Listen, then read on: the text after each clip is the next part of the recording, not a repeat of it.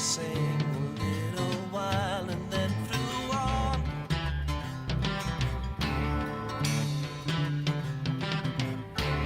Tell me all that you know, I'll show you. Snow and rain.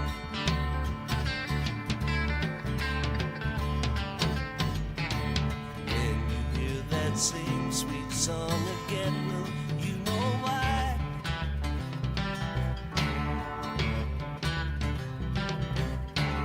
Anyone who sings a tune so sweet is passing by.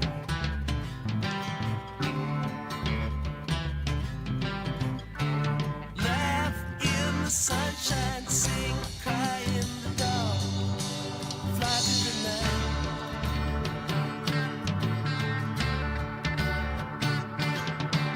Don't cry now. Don't you cry. Don't you cry anymore. La la la la. Sleep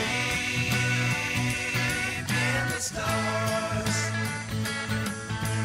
Don't you cry. Dry your eyes on the wind. La la la la la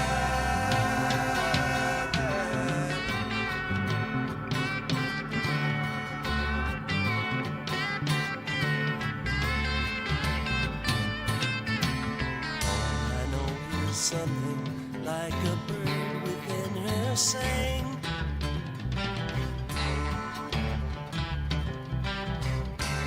All I know, she sang a little while and then flew on.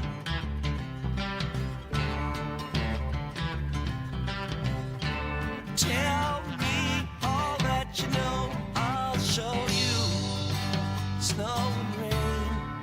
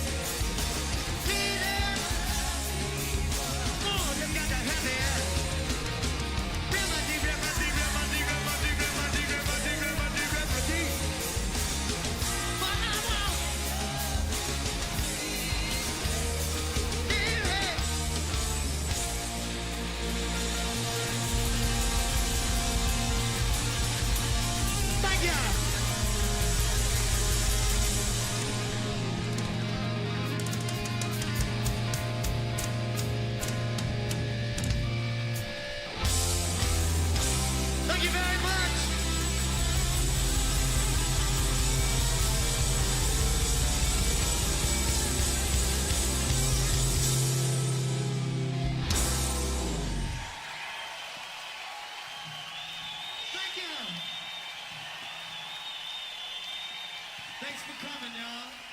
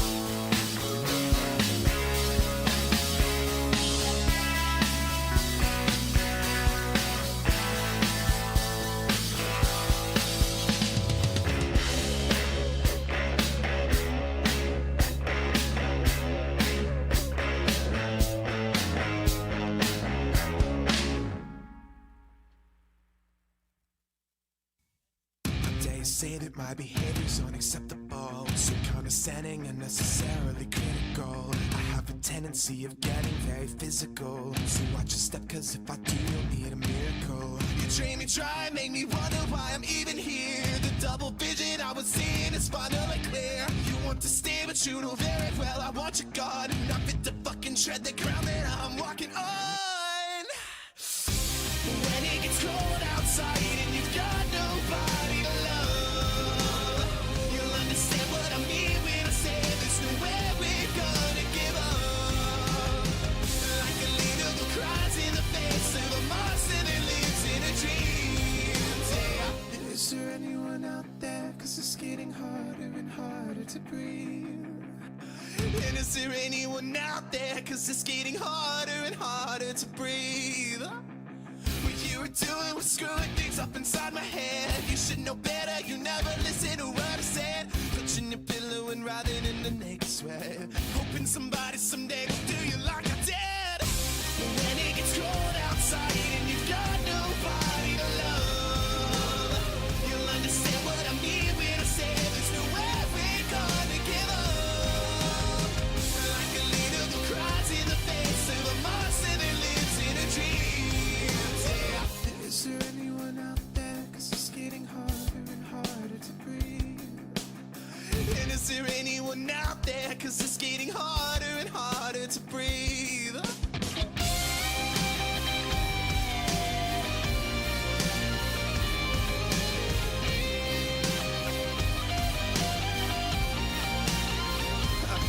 Does it kill? Does it burn? Is it painful to learn that it's me who has all the control? Does it thrill? Does it sting when you feel what I bring and you wish that you had me to hold?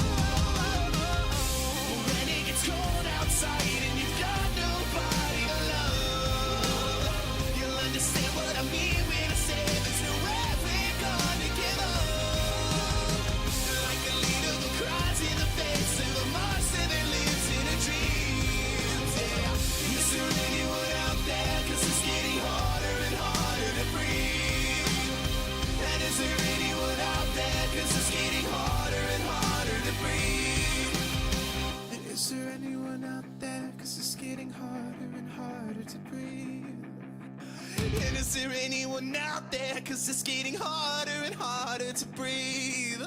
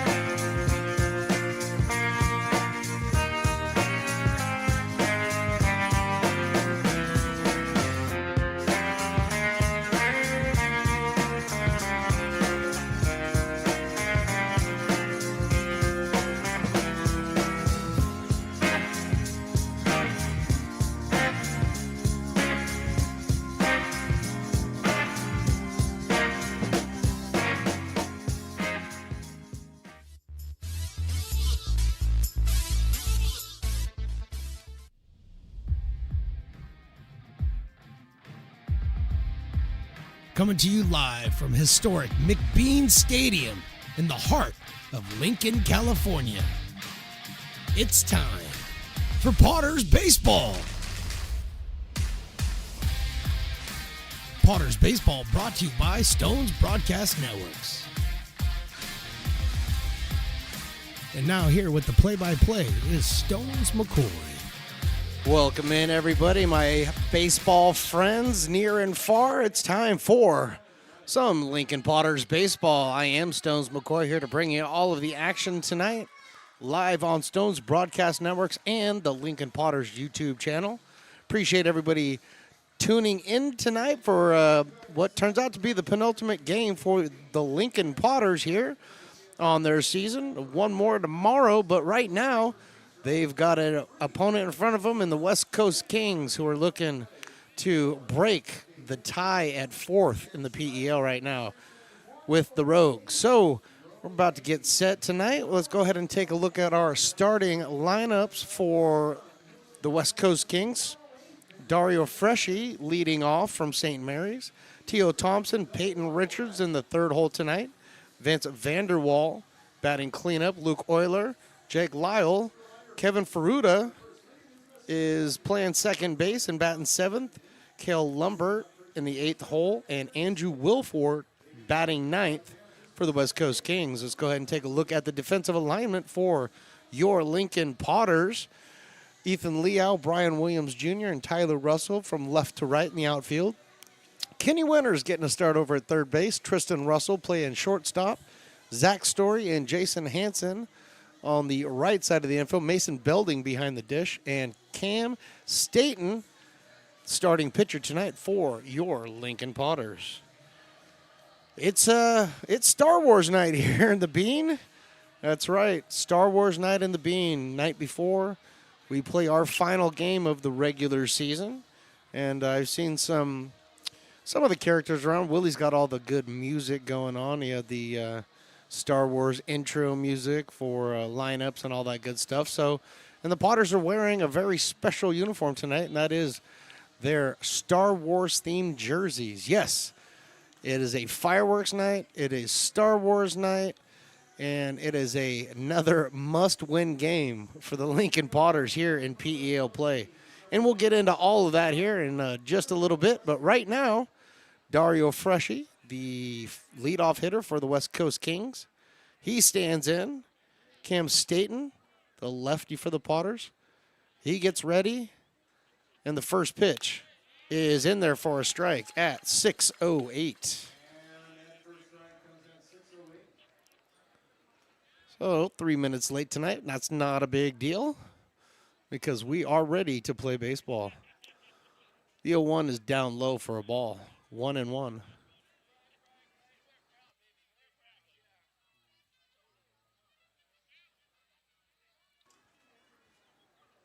Hear the mariachi music in the background. There's a big party going on in Lincoln Park. This one is popped up into foul territory, moving over to the left, and not going to be able to get there is Ethan Leal. Kenny Winters was hustling over, but did not see the ball off the bat. Real tough sun for the left side of the infield in the early going innings. Left fielder, third baseman, shortstop generally have a tough time in the first few innings here at McBean, especially in the early starts. 6:05 tonight, 6:08 to be exact. Staten with his 1-2. This one's lifted into left field. Ethan Leal getting another chance. He sees it and puts it away for the first out.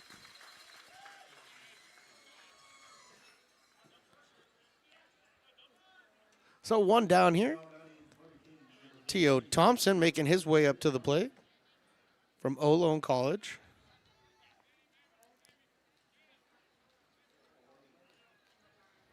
Ohlone, that's right.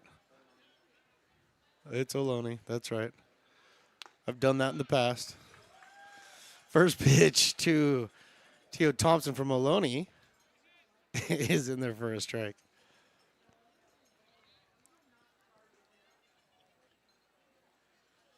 The lefty facing the lefty. Powers that in there at 89 miles an hour. Quickly ahead, 0-2. Thompson comes in batting .389 on the year. One of the Kings' better hitters. That's why he's in the 2-hole.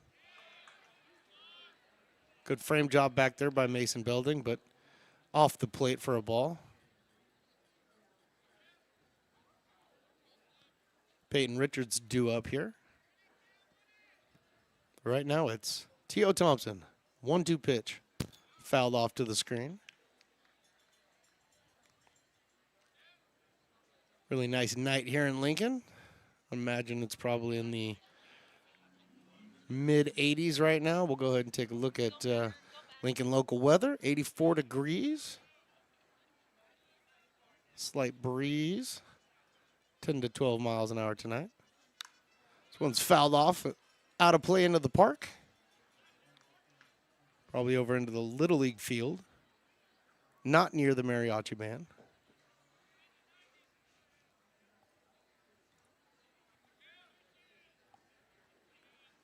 Staten ahead 1-2. And gets him looking, strike 3. First strikeout for Staten so far. Staten coming in 1-0 on the season. He's only had one start. This will be his second start. 7.71 ERA. Only 2 1/3 innings pitched so far. 1 walk, 1 K, 2 hits. So he's getting a chance to stretch his legs here. First pitch that he throws in there to Peyton Richards, he can't hold up on. Head 0-1.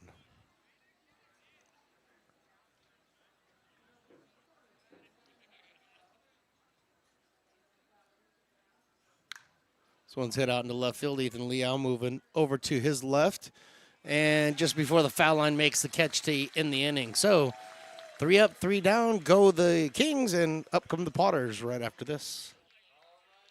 Hey, baseball fans, you may have noticed our scoreboard goes out from time to time. You can help us get a new one. Give $20 and get a chance at winning 2 tickets to some of the region's biggest events, like the Outlaw Festival with Willie Nelson, Bob Dylan, and John Mellencamp, a Sacramento Kings game, or Ringling Brothers Circus. All proceeds benefit the Big Swing Capital Campaign. You can buy now at friendsofmcbean.org.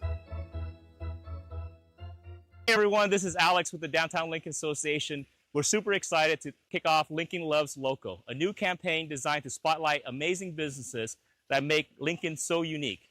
We partnered with Dalila from UN Social Agency to create short, high-quality videos that help boost your visibility and reach right here in the Lincoln community. Each video will be shared on DLA's social media and newsletter, making it easy for locals to discover and support your business. So let's celebrate what makes Lincoln special together.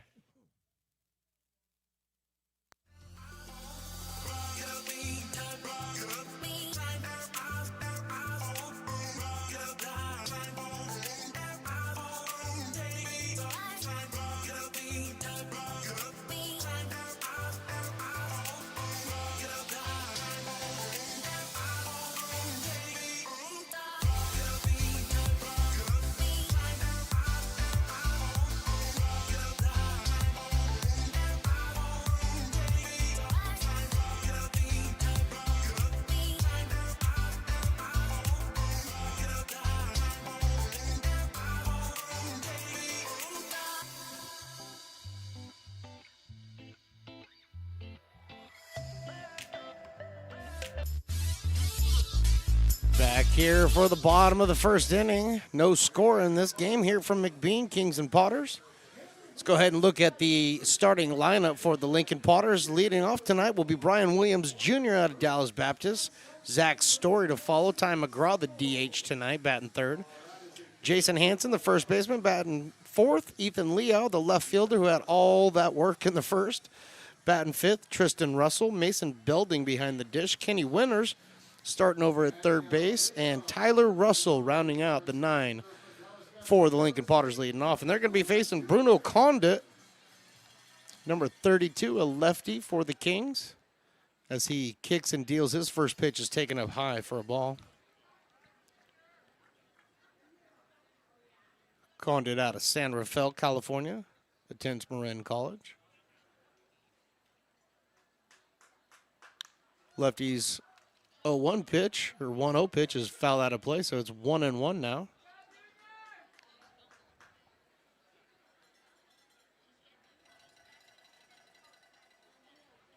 Bruno Condit, a left-handed pitcher. Kings wearing their black and gold tops with the white pants tonight. 1-1 is taken up upstairs for a ball. 2-1. Again, the Potters are in their auctionable jerseys tonight for Star Wars night. Brian Williams fouls this one out of play. So if you're here at the ballpark and you're listening around, yeah, I like it, actually. Yeah, I had one for you, too, but I think we'll go with that one. Can't go wrong. 2-2 from Bruno Condit. From the windup. Misses with that curveball.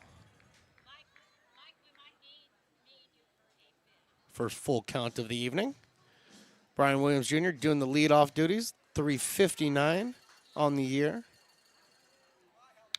And he chops this one over to third, and it gets between Euler and Freshie over there at shortstop for a nice single to start the game, which is going to bring up Zach Story. Let's go ahead and take a look at the defensive alignment for the Kings tonight. Andrew Wilford out in left field, Peyton Richards in center, Teo Thompson in right, Luke Euler, Dario Freshie on the left side of the infield, Kevin Futura and Cale Lombard on the right side, and Vince Vanderwall behind the dish.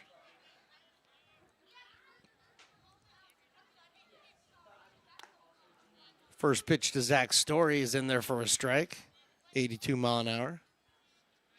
Thinking that's right at where Conant sits with the fastball.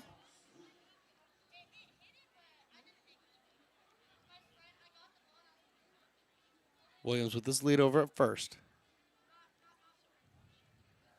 This one's hit right back to Condit and off Condit's leg. Flipped over to second base. Vitura's there. He wrestles that ball in. Nice little flip by Freshie. Gets the lead runner. The fielder's choice allows Zach Story to reach first base. And one down here, bottom of the first. Ty McGraw. Designated hitter for the Lincoln Potters tonight. So his season average, league and non-league combined, 401 on the season. So he's been swinging it. The lefty faces Condit, the lefty, and the first pitch is outside for a ball. Story now over at first base, being held on by Lombard.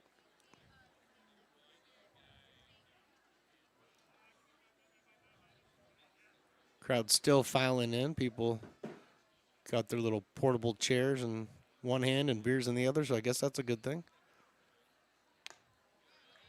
At 73 mile an hour off speed taken in there for a strike. Ty McGraw was definitely not sitting on that one, but he may be looking for it again because I think that's it's going to be one of Bruno Condit's go-to pitches right there. There it is again, a little bit lower. 2 balls and 1 strike. Ty McGraw out of University of Troy.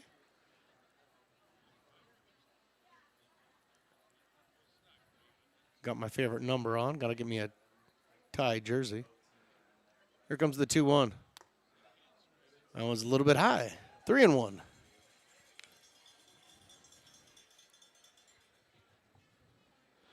Pretty good pitch there by Bruno Condit. Not sure if I'm taking that one again. It's a little too close for comfort. But he is in the driver's seat here, 3-1.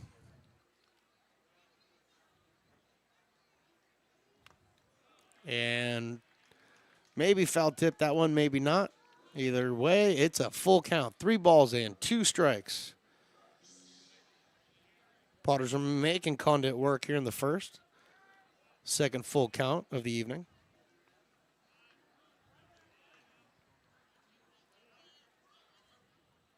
Checks the runner, now delivers. Down low for a ball. Well, the first walk issued by Condit now. Now we got runners on first and second. And the UC Davis product, number 24, Jason Hansen, step into the plate. My second favorite number. If we're keeping track at home. You know, it's 25 and then 24. And then 22, but we'll talk about that another time.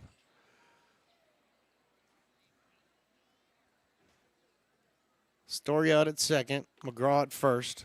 First pitch to Hansen's outside for a ball. Some other games going on in the Pacific Empire League that we are paying close attention to. Right now, Potter's trying to do some damage here in the first. One down. Taking over the inside part of the plate. 82-mile-an-hour fastball by Condit.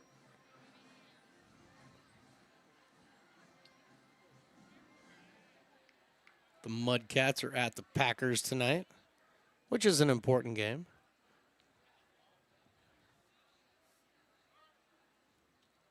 Timeout's called because the most important game is actually happening in Humboldt tonight. The Crabs are hosting the Rogues, and heck of a game last night. Rogues tied it up there in the 8th, and unfortunately were unable to get the job done, and the Crabs won. 1-1 pitch in their first strike, 1-2.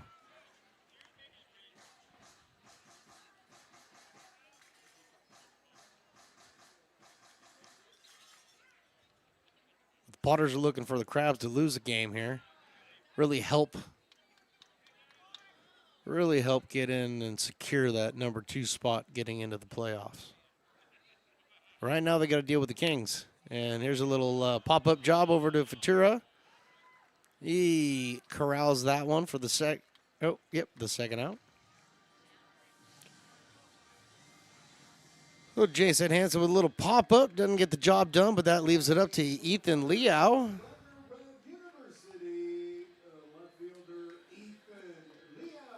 Liao coming in, 303 on the season. Definitely has all the tools to drive in a run or two here.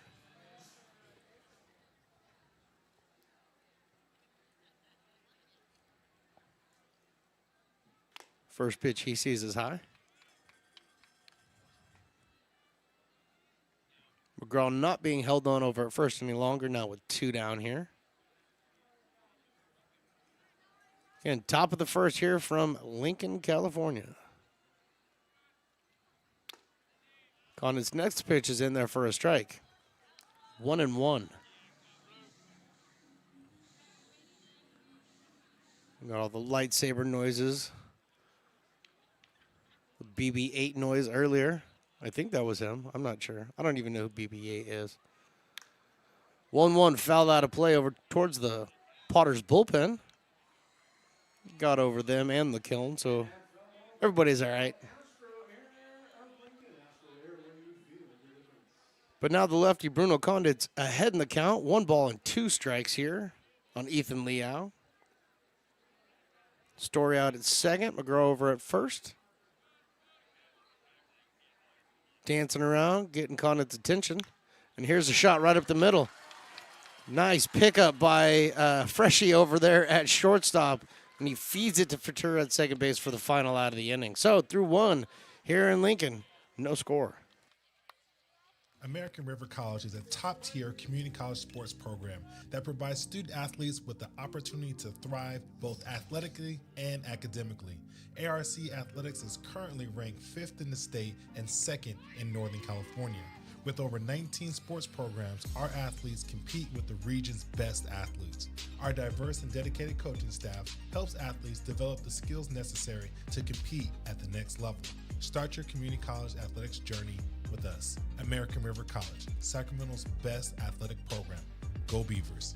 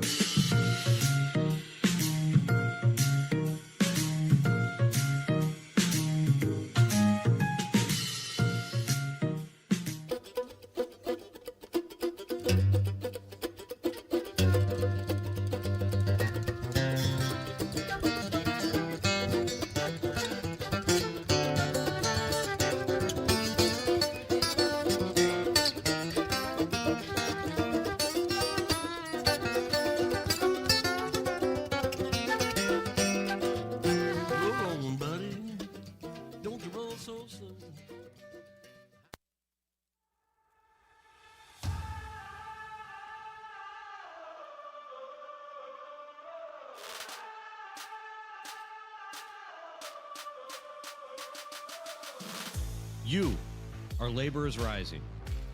And now you understand. Top of the second, Vince Vanderwall, Luke Euler, and Jake Lyle to lead things off for the West Coast Kings.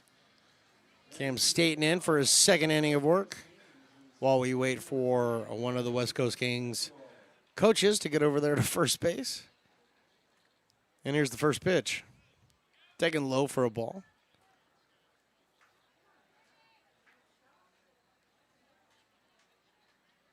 The Packers already have a 2-0 lead over the Mudcats in the top of the third. Their game started at 6 as well. So that's moving along. Next pitch in there for a strike, 87 miles an hour on the fastball, painting the outside.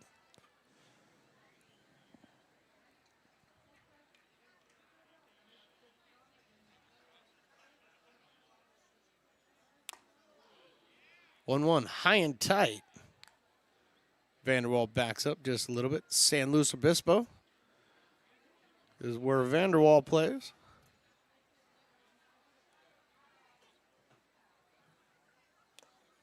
The lefty deals to the lefty outside.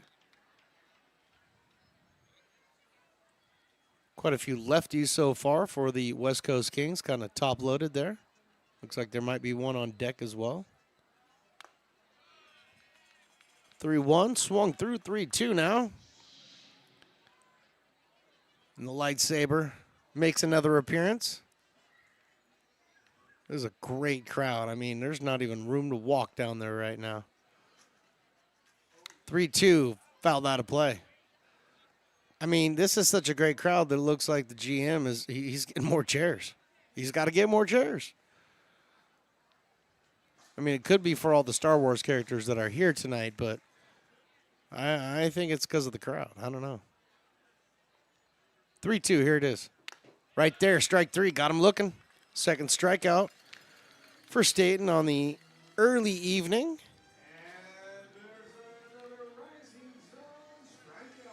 Now, number 25, Luke Euler, making his way up to the plate from Sierra College.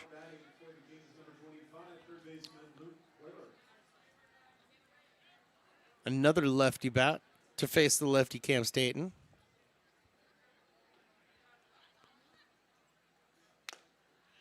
Fastball at 89 miles an hour. That's in there for strike one. I only see a couple of the Star Wars characters. Oh, well, maybe there's no, that's just a lady with. That's just a lady that looks like the princess with the way her hair is done, but that's not her. Or is it her? No, that's her. That's Padme. That's it. And then who's the... Oh, is that little Anakin right there?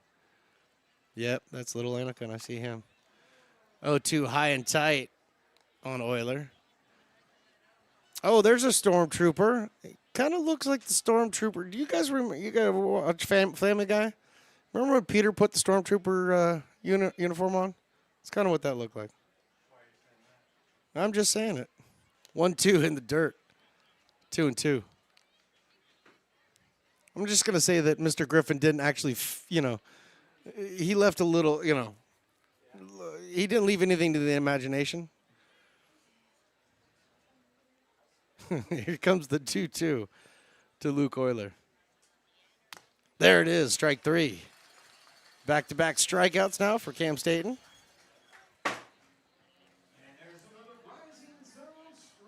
And Jake Lyle now making his way up.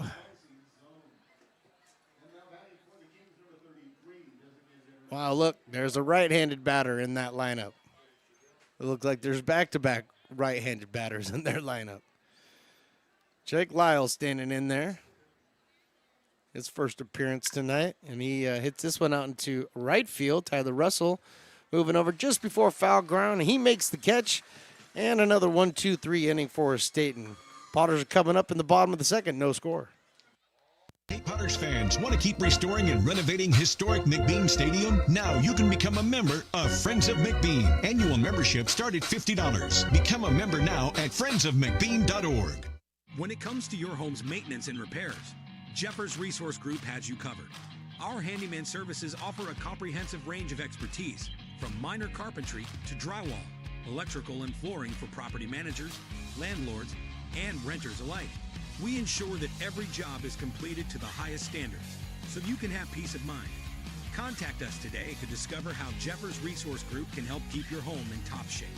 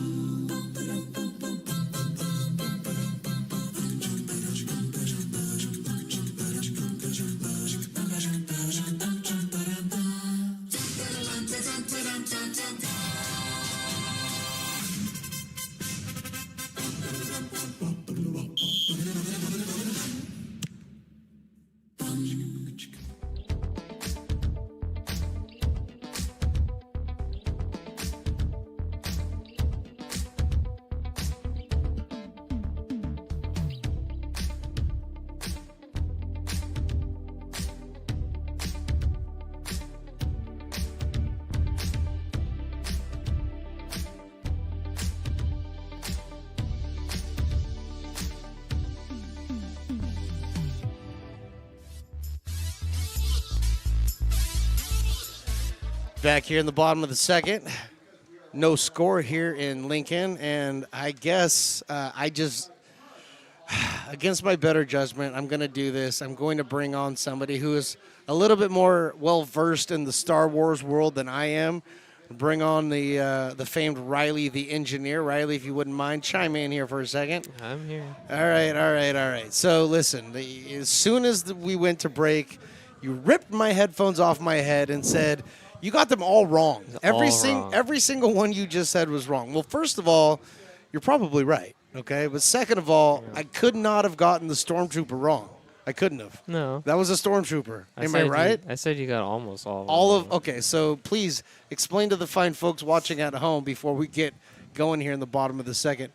What did I screw up? So first of all, there's no Padme. Okay, there was not a Padme here. No, that was Rey. That's Rey. That's the new protagonist. No, Rey is the honorary mayor of Lincoln.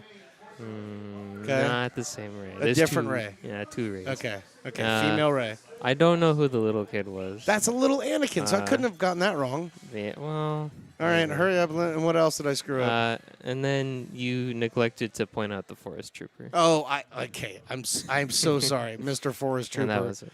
All right. Well, I'll give him a shout out later on. Thank you very much, Mr. Riley, for chiming in there, helping clarify what I screwed up already. I'm sure I'll screw up more later, but thank you for getting me through that. First pitch to Tristan Russell is misses low for ball. So does the second pitch. So quickly ahead in the count is Tristan Russell. 2 balls and no strikes. All right. So I don't know who Rey is other than, he's a buddy of mine who works out here. So sold out crowd. All right. Well, I'm going to explain this to everybody in a second. That's why he was doing what he was doing. 2-0 pitches in there for a strike, 2-1. All right, I guess you can't hold this information back. Sold out tonight, 1,700 plus, and that's why Mr. Lundgren had to go get a bunch of new chairs. Here comes the 2-1. This one's lined into left field. That's a fair ball, and that's going to get down all the way into the corner. Rounding first, heading to second is Tristan Russell. He'll get there easy, but he is not stopping. He is now stopping and heading back to second base. The throw back to second base just not in time. But Tristan Russell in there with a double to start the bottom of the second.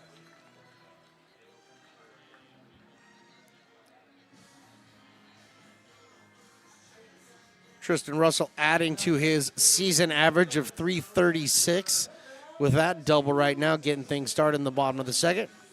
It's going to bring up the LSU commit, high school senior Mason Belding, the catcher for the Potters, and I don't think enough attention has been paid to what a tremendous job Belding has done as a high school senior, catching this many different arms from all across the country and doing it as well as he has. So Belding in there, the left-hander. Condit, the lefty, looks back at second. First pitch is fouled off at the plate.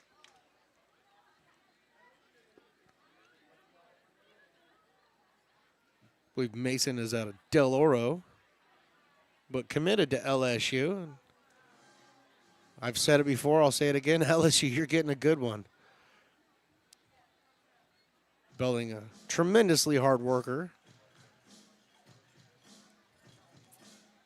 And like I said, a high baseball IQ for a high school senior. Just don't normally see that. So the number 27 stands in there. He's waiting for Condit. So the 0-1 turns to 0-2.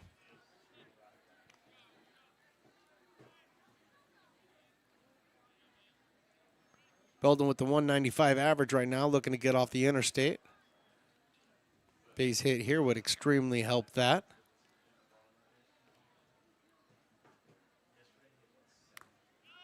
That one taken for strike 3 called over the outside part of the plate. Belding didn't necessarily agree, but as a catcher, you're going to agree. Because you want your pitcher to get that pitch next time you're in there. So, one down here, bottom of the second. Kenny Winters, the third baseman for the Potters tonight. Number 10 steps in there. Batting a cool 200 on the season. Out of Cal Baptist University.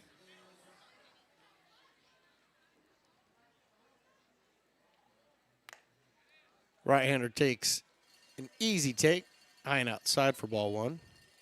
Tristan Russell out there dancing on second base, making Condit worry about him just a little bit.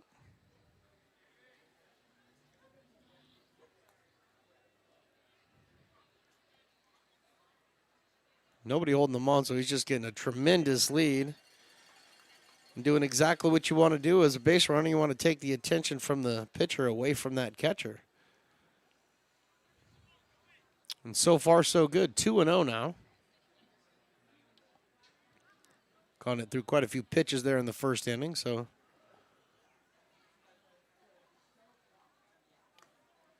Outside 3 now. Got Tristan Russell out there clapping because he knows he's doing his job.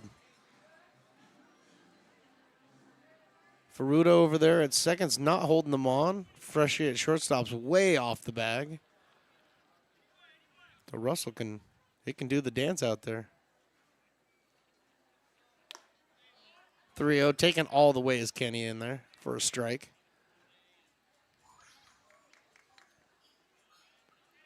Was that C3PO sound? Was that R2? Okay, see, I'm just going to ask the professional now because I clearly don't know my Star Wars trivia. Don't take me to trivia night, at least for Star Wars. 3-1. Looked like Kenny may have been taken all the way there as well. 3-2. So Condit climbed back into this count.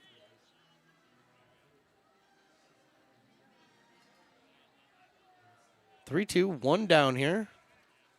Runner on second. This one is grounded to second. Ruda picks it up, fires over to first just in time. Half a step in front of Kenny Winters for the second out, but on the play, Tristan Russell finds his way over to third base. So effective out by Kenny. And that's going to bring up Tyler Russell. Tyler Russell has a chance to drive in Tristan Russell. I'm sure there's been a few times throughout the years that they've had this opportunity. But what a better time than on Star Wars night right now. Get the scoring started for the Potters. Vanderwald tries to pull that fastball back in, but it misses outside. Tyler Russell from the University of Arizona. 275 on the summer. Slightly open stance. Here's the 1-0. 2-0 now. As Tristan Russell gets a tremendous lead over at third base. Oilers not holding them on, so.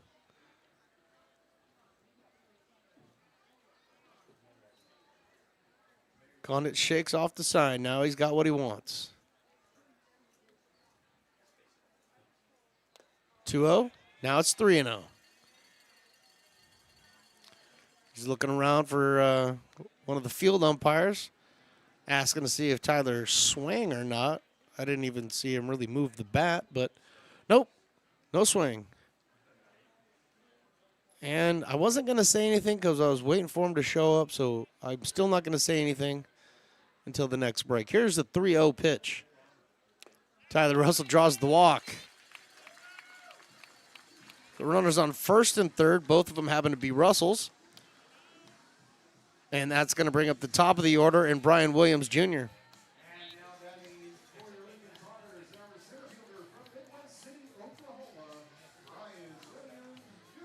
37 RBIs on the season for Brian Williams Jr. And right now there's at least one out there for him. Could potentially be 3.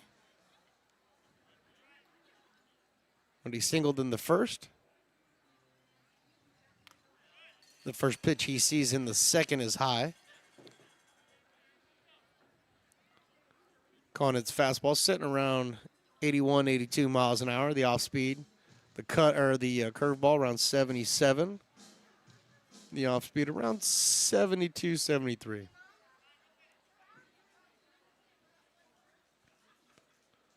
But he looks in at Brian Williams Jr. Here's the 1-0. Inside for a ball, 2-0.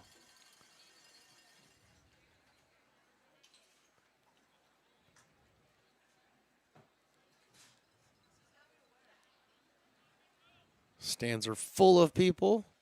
The aisles are full of people. It's a good time to be out at the ballpark. There's a shot out into right field, but that gets out of play. 2 balls and 1 strike.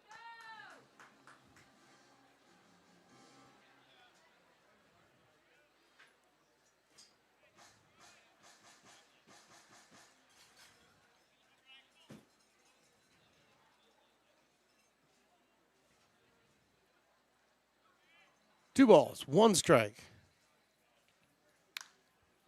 This one's lifted, foul, and out of plate as well.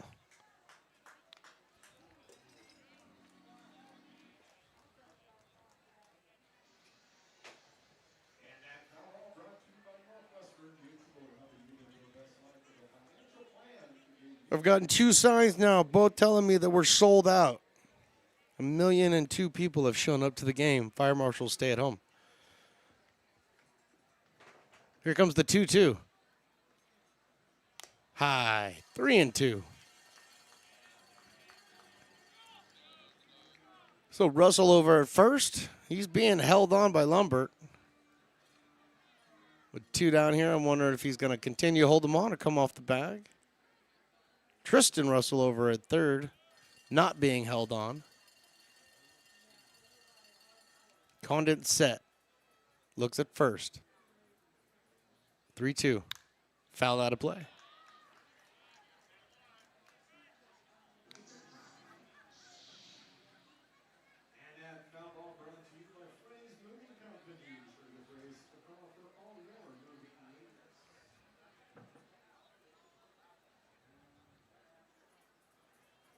Beer, snow cones. It's all over. Makes me hungry just sitting up here. Here comes the 3-2 pitch. Russell takes off from first. But he can slow down now because Brian Williams draws the walk. So he's been on base twice today. And now we're going to have a quick conversation with the manager of the West Coast Kings. He makes the slow walk out. Third base, shortstop, second base, first base. They all come in. They're all going to have a conversation. Outfielders are completely on their own, talking to each other. And now batting for your Lincoln Potters, our second baseman from right up the road in Orland, California, Zach Story.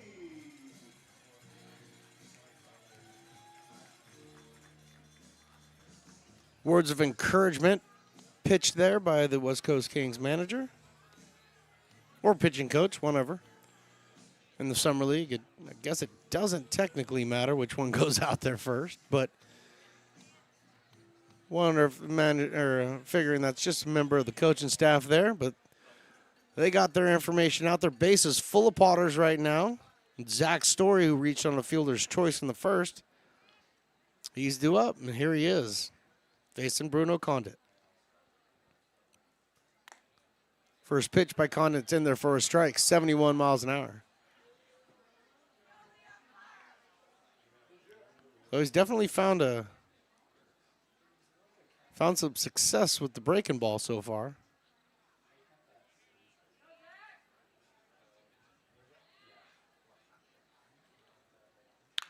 Oh, one hit right back up the middle and through for a base hit. Coming around to score is Tristan Russell. Right behind him, Tyler Russell. And the Potters lead this one 2-0.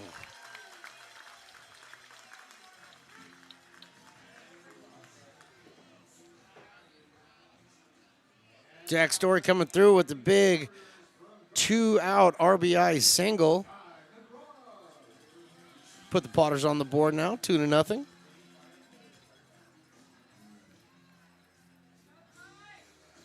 And Ty McGraw drew a walk his first at-bat, now finds himself up here in the bottom of the second inning. Runners on first and second, 2 down.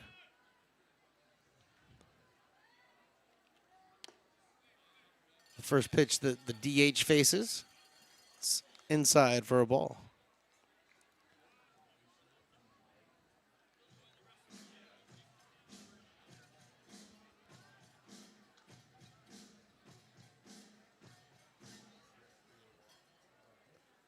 So McGraw with the McGraw squat just before we get going here, and here's the 1-0. Oh, high and upstairs, tight, 83 miles an hour, the fastest fastball he's thrown tonight.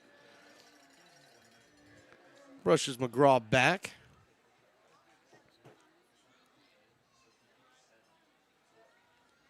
Tide takes a quick second just to adjust the batting gloves and get the helmet right.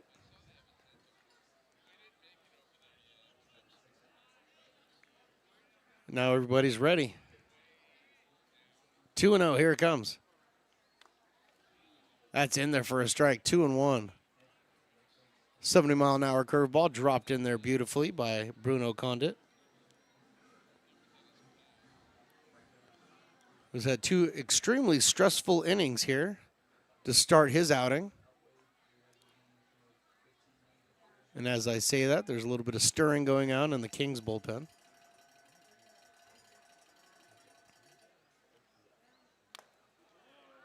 Three and one. I don't know how McGraw got out of the way of that one, but he did. Probably the way he wanted to, because he'd like to swing.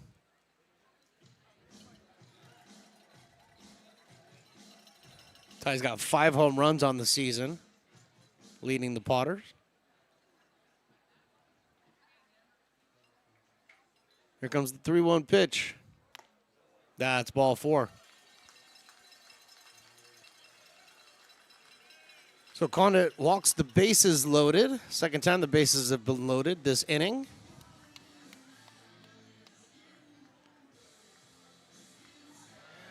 And that officially gets the red alert in the Kings bullpen. Number 37 has stood up to warm up out there, and that's going to be Dylan Hatfordson. But right now, Jason Hansen's got a bunch of Potters on the bases, and he knows what to do with it. Outside for a ball. Condit having a tough time locating the fastball.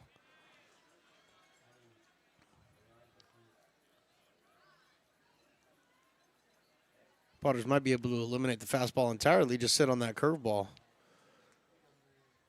Right now, I got the bases loaded, 2 down. Here's the 1-0. Fouled off and out of play. Great swing by Hansen. Definitely seeing that ball. Just couldn't square it up.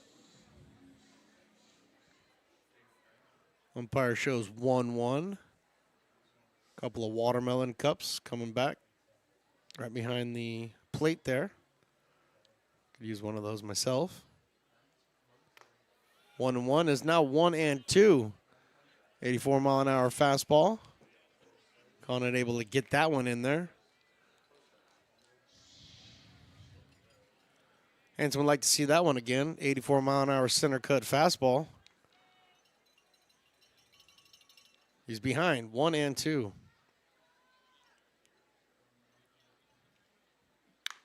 This one's also hit up the middle, arranging far to his right is Freshie, and he flips it to Furuta for the final out of the second inning. Not before the Potters put up 2 and lead this 2-0.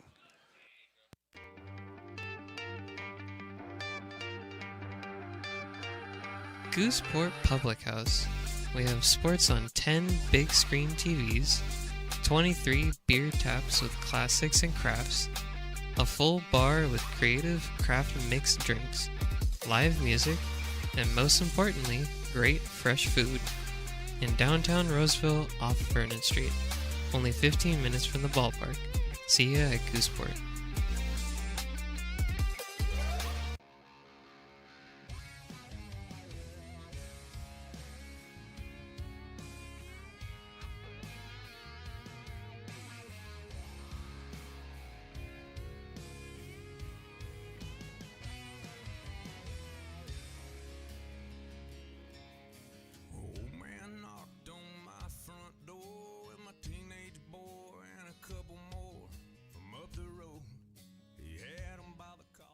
Hi, Bill Evans, President of the Placer County Association of Realtors. We're in the store, our conference facilities, an amazing team help us keep together an amazing organization, and we thank them all. This organization can't do what it does and can't run the way it runs. Back here for the top of the third inning. Potters lead it 2-0. Cam Staten on the mound for his third inning of work to face the 7, 8, and 9 hitters for the West Coast Kings. Kevin Furuta stands in there, the second baseman for the Kings, and he hits a foul ball that is going to get out of play. Jason Hanson making a nice effort, and so did Zach Story, but neither one of them were going to catch up to that one because that one actually landed on top of the kiln. So, now we got Chewbacca going. Now, I'm not going to miss that one, okay? I can't mess that one up. I got Chewbacca, all right? I know who he is, all right?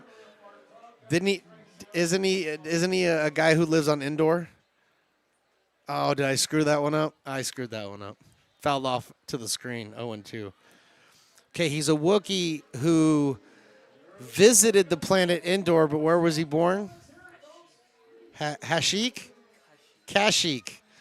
Okay, all right. I was close. Here comes the 0-2 pitch. This one's hit right out to Tristan Russell at shortstop. He throws over to first base. Jason Hanson's got it. First out is complete here in the third inning. All right, I know me some Chewbacca. I guess I just don't know me some Chewbacca as where is Chewbacca born at. Maybe I don't know that. All right, but yeah, I'm learning. Hey, man, it's Star Wars night. This is supposed to be fun. Stop making it harder for me than it's supposed to be. Staten out of face Cale Lumbert, and the first pitch he sees is in there for a strike at 88 miles an hour. No score at the top of the second in Humboldt right now between the Rogues and the Crabs. Next pitch misses high, 78 miles an hour. 1-1 the count.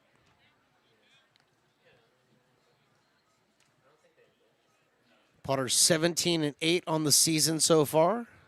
3.5 games back of the Healdsburg Prune Packers. Fastball taken outside. 2-1. Kings 7-16 on the season. Currently tied for fourth with the Rogues. 2-1. Swings through that fastball at 88 miles an hour.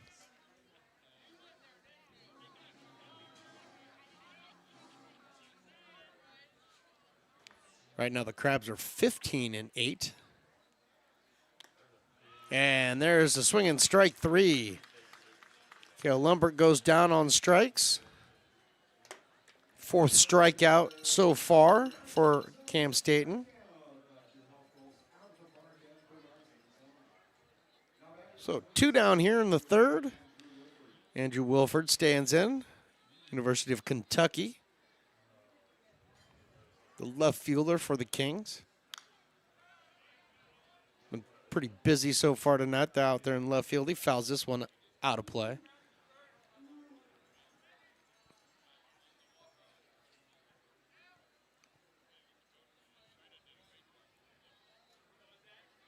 Staten's 0-1. Little high. Not much, but a good pitch. Change the sight line just a bit. Get Wilford thinking he might need to protect up.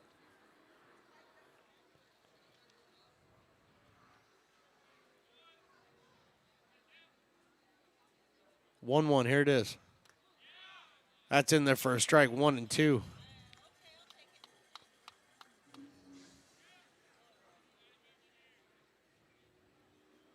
So Cam steps off the mound, gets back on there.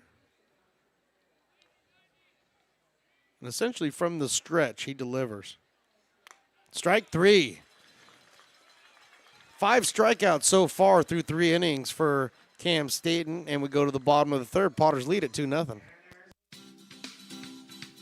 Astro Air Design Incorporated, where you feel the difference. We are a locally owned and operated heating, air conditioning, and custom sheet metal company committed to the highest quality of craftsmanship at a competitive price. Our trained and certified technicians have the knowledge and experience required to install, maintain, or repair your home comfort solutions. Our upfront pricing gives you the peace of mind because you know your price is locked in.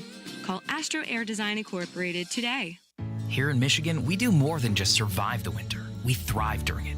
You simply can't keep us away from what we love most: great times and amazing beer. The snow transforms the landscape and lays the path for adventures yet to be had. Trails ready to be explored, and freshly groomed hills ready for the first run of the day. And later, as the sun descends, it's time to unwind with great conversation and even better friends. Experience a taste of Michigan winter with Founders Brewing Company, born and brewed in Michigan.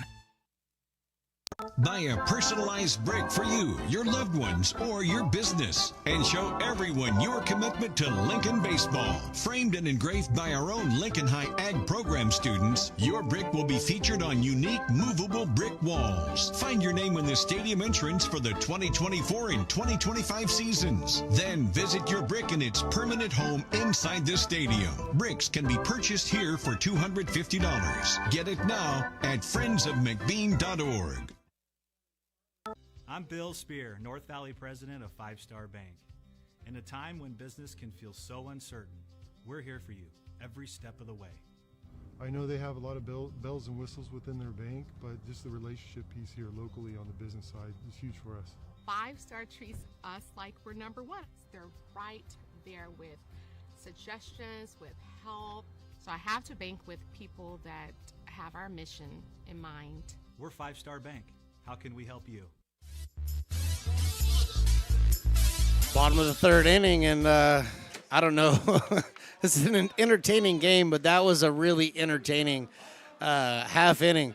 The Armored Combat League is back, but, they told us, hey, we're an Armored Combat League, and we lost a couple of our guys to broken arms recently, so we might be a little bit light coming out to the Potters tonight. And it's all right. We figured it out. They just sicked Jake Ferretti and Gerald Hansen on one of the nights, and that was entertaining stuff right there. Bottom of the 3rd inning, first pitch to Ethan Liao is a ball. Bruno Condit in there for his 3rd inning of work. He kicks and deals, and this one served out to right field. Thompson, he's having to stretch and fully stretch to make that play. 1 down here in the bottom of the 3rd. Tristan Russell came up in the 2nd inning, had a double, came around to score. Helping the Potters get this thing going tonight. Now he walks up to the plate with a 336 average on the season. And playing a tremendous defensive shortstop this year. He's looked really, really good out on defense. First pitch he sees is pops out of the glove of Vanderwall. Ball one. So, yeah, I didn't know what to expect with the Armored Combat League folks coming out and kind of being a little short-staffed, but I guess the Peacock Potters and the Peacocks get beat up on the Knights all day. And it looked like they were taking it a little easy on them. Is that fair to say? Fair to say? Maybe we should dress up one of the Potters players in that stuff and just let them get whacked a few times. The 2-0 is in there for a strike, 2-1. I mean, clearly not a player who's playing right now. I mean, you know, somebody who's, you know, maybe going to play tomorrow. Maybe take the engineer down there. 2-1, here it is. That's in there for a strike. Back-to-back off-speed pitches in there for called strike 2. Mason Belding on deck.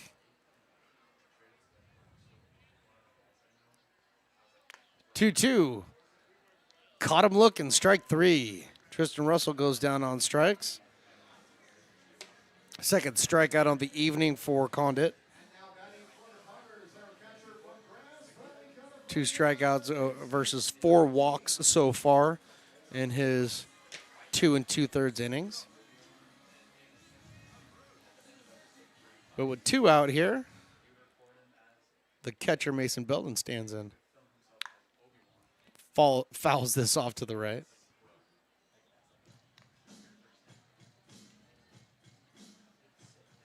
Yep, there's hardly an empty seat in this house tonight. Fireworks night, so if you're local to Lincoln, find your way out to McBean this evening and see the fireworks. Belden lifts this one foul out of play into the park near the pavilion. That's just a long foul ball for Mason Belding, but he's quickly in the hole, 0-2.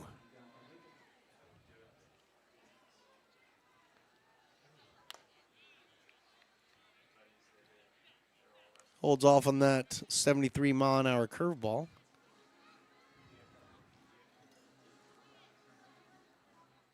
Great Scott Hamilton, Potters legend, former hitting coach for the Potters. In the house. And that's one guy, right? You see him, he always has a beer in his hand. So you can't ever give him any kind of grief. He always has a beer in his hand. Here comes the 2-2. There's a shot into right field. That's a line shot. It one hops the fence, and I do believe that popped over and hit the netting. So that should be a ground rule double. I don't know if the umpire actually called that, but right fielder out there, Thompson, he fielded it just as if it popped up over the fence and hit the netting behind it. So one way or another, Mason Belding's got himself a double. 4th hit for the Potters on the early evening.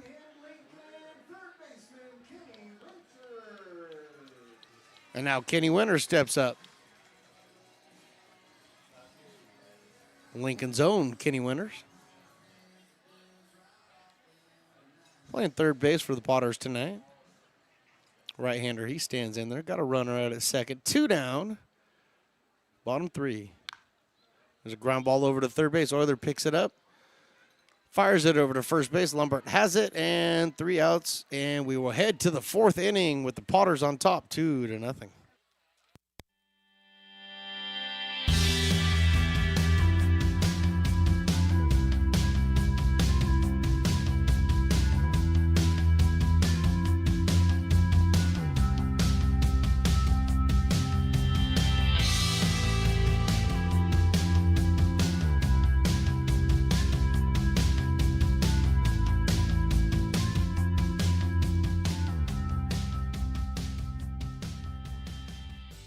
Lincoln Potters Baseball. Placer County's best-kept secret is back for another exciting summer at historic McBean Stadiums. Loaded with fun for the whole family, local beer, wine, and eats. Fireworks, giveaways, theme nights, kids zone, and more.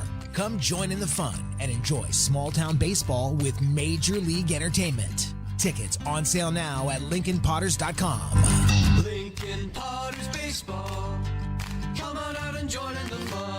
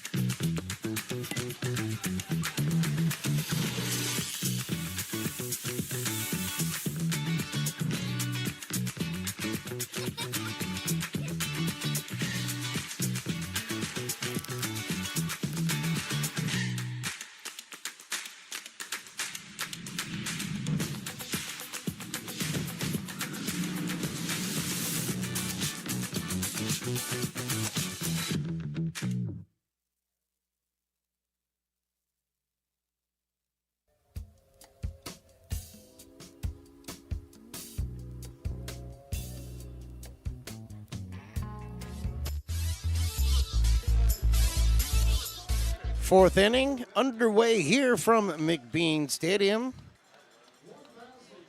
Dario Freschi to lead things off, the leadoff batter for the West Coast Kings. Facing Cam Staten in there for his fourth inning of work. And very, very efficient through three has Staten. And he faces the top of the lineup again. First pitch that Freschi sees is down low for a ball.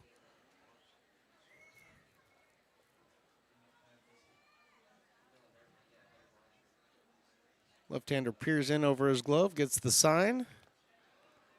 Bounces that one in front of Building, gets away. Freschi now ahead in the count. 2 balls and no strike. Freschi flew out to left field his first at-bat. 258 hitter on the year.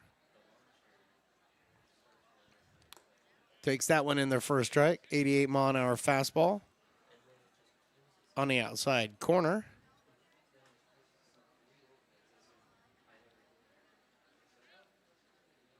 Fresh out of St. Mary's. Left-handed batter. Rolls this one over to Story. Zach picks it up, throws it over to first base for the first out here in the fourth inning.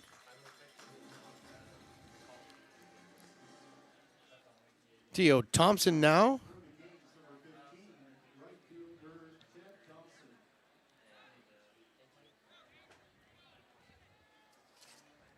So I've got Tio. I just heard Ted.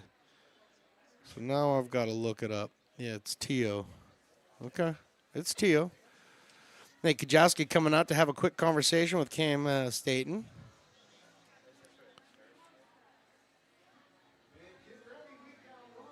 Might be talking about a little bit of footwork or something. Kind of looking down at his feet, kind of sliding it around there. But Kajowski, he saw something. He had to come out and talk about it. Staten glad for it because he'll take all the information from a legend like Nate Kajowski. So he's returned to the Potters dugout, and here's Staten. Just a little bit low with the 88-mile-an-hour fastball. Man, the line for the vendors down there are just all over. Everybody's just busy. This one's hit up the middle for a base hit. Tio Thompson with the single here. One down in the fourth. Bringing up Peyton Richards.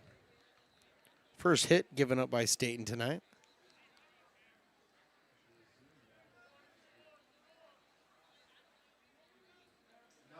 So now with one down and one on, the Kings, they send up Peyton Richards.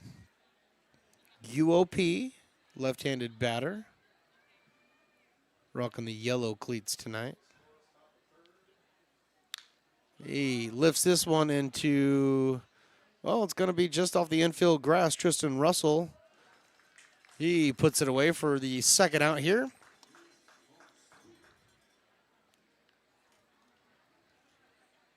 At first glance, that ball looked like it may have been hit out into shallow center field, but take a look around the ballpark. You see the wind blowing in just a little bit from the center field flag. And now 2 down, Vince Vanderwall. He grounds this one into no man's land, picked up by Gerald Hansen, by Jason Hansen, thrown over to Staten covering, and the ball gets away. They fire it over to third base because T.O. Thompson was trying to extend that, and he gets there safely. So runners on first and third now, 2 down.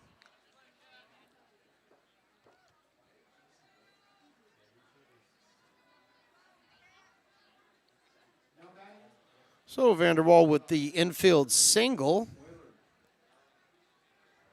Jason Hansen came a little bit too far away from first base to really do that. He probably should have held back and let that ball go to Story. But either way, it's all right. 2 down here. 88, another 88-mile-an-hour fastball. Very consistent has Cam Staten been.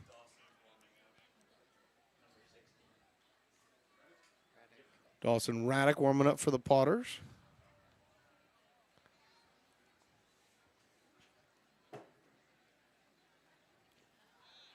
Good stop back there by Belding, keeping everybody at bay. Thompson over at third, Vanderwall at first.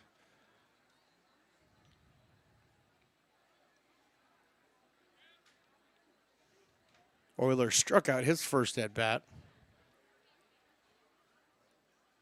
The lefty, he's waiting, and he lifts this one out of play to the left side over into the berm area.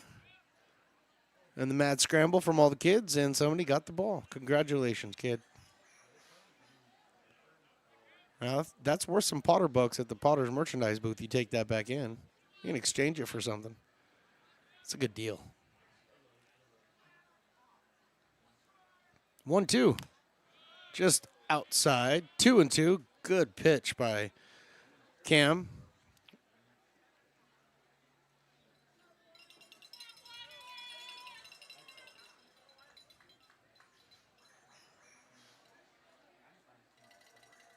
So here comes the 2-2 with 2 down here. Top of the 4th inning. Right there, strike 3. Caught him looking. Euler strikes out for his second time tonight, and now we head to the bottom of the 4th. Potters still lead this one 2-0. Hey, Potters fans, want to keep restoring and renovating historic McBean Stadium? Now you can become a member of Friends of McBean. Annual membership start at $50. Become a member now at friendsofmcbean.org. This job is the Esplanade at Turkey Creek phases 4 and 5. Our scope of work for this project is full scope, so we've got all the underground, all the joint trench, and all the topside included with it. We're putting in sewer pipe, manholes. We're not doing services yet. We go through and do all the main line, and then we come back and do all the services after that. I would say this project right here, the one we're working on, is probably about a 2-month project. It's very costly to the developer, so beating the schedule is very important, more important than most projects. It's got a lot of groundwater, so we've got an extensive groundwater pump system in place. It's just cool to be a part of the built environment and know that for the next 100 years that people are going to use and enjoy what we've created here today.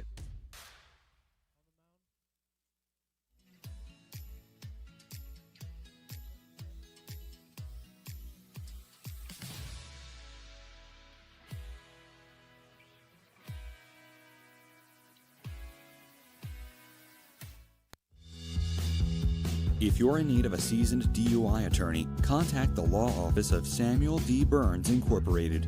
We are familiar with the laws surrounding your case, and we will work diligently to minimize the negative impact following a DUI charge. With a proven track record, Sam Burns works on your behalf to provide a positive outcome. He's been able to save his clients' driver's licenses and negotiate more favorable terms. Visit our website.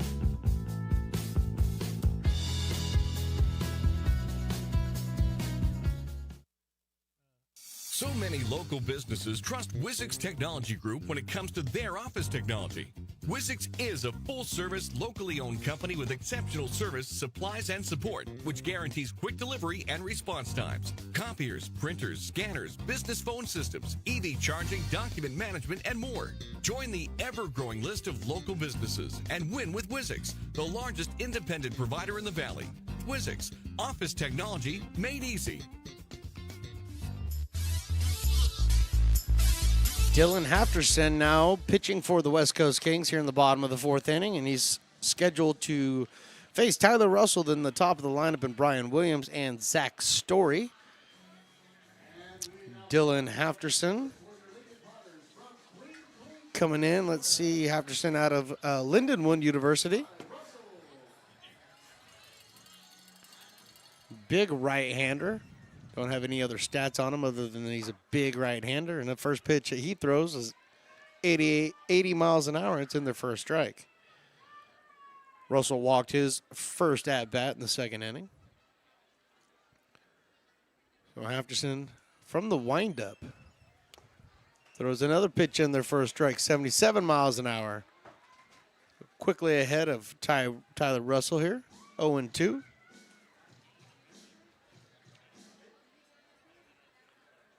Hafterson wearing the number 37.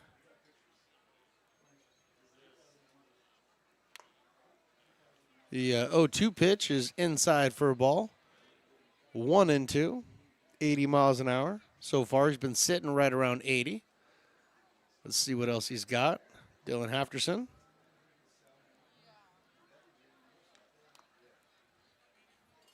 That one misses low. 3-2. Excuse me, 2-2. That one down in the dirt, can't be stopped by Vanderwall back there. So now it's 3-2.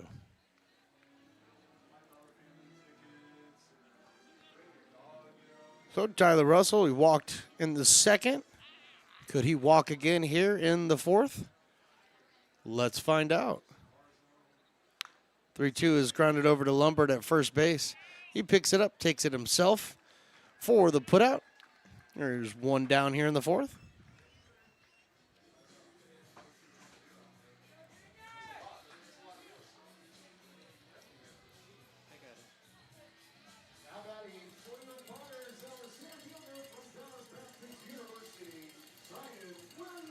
And Brian Williams finds his way back up the plate. His 3rd at-bat in 4 innings here.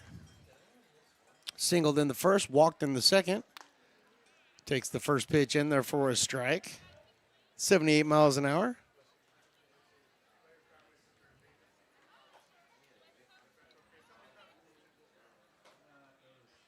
Oh, Brian Williams, 359 on the year.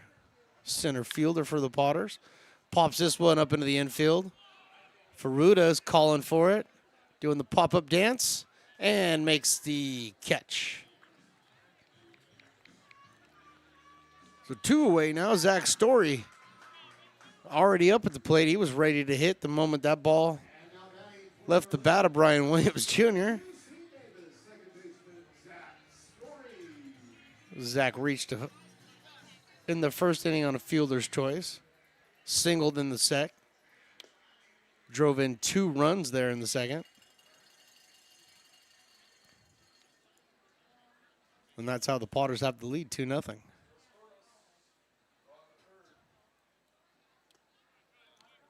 That pitch misses down low. So quickly, Story's ahead, 2-0.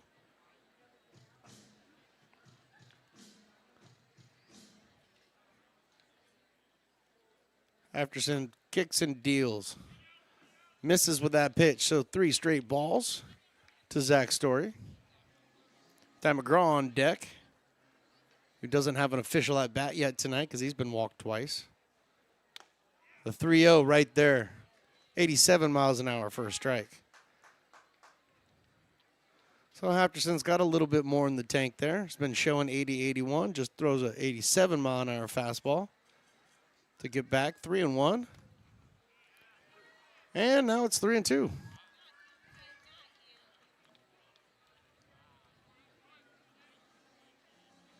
So the Kings' Dylan Hafterson Got 2 down here in the bottom of the 4th. 3-2 pitches lifted up into the infield. Ferruda, Lumbert is now calling for it, and Lumbert comes in from the first base spot and makes the catch. 4 innings complete here in Lincoln. Potters lead this one 2-0. Lincoln provides all the charm of a small town, yet still provides access to excellent local medical care. At Lincoln Urgent Care, you can find expert services and a compassionate staff available 7 days a week. A friendly front desk staff will welcome you when you come into our brand new facility. Your wait time will be minimal at our walk-in clinic, unlike the emergency room. From broken bones and lacerations to allergies, flu shots, and illnesses, we treat a variety of urgent medical conditions. What sets us apart is not just our central location in Lincoln, but the convenience of our extended hours, including weekends. We've become Lincoln's first choice for urgent care because we treat patients of all ages for a variety of conditions and take most insurances. We're proud to be an approved provider for veterans and welcome in our military patients. From our family to yours, we're here when you need us.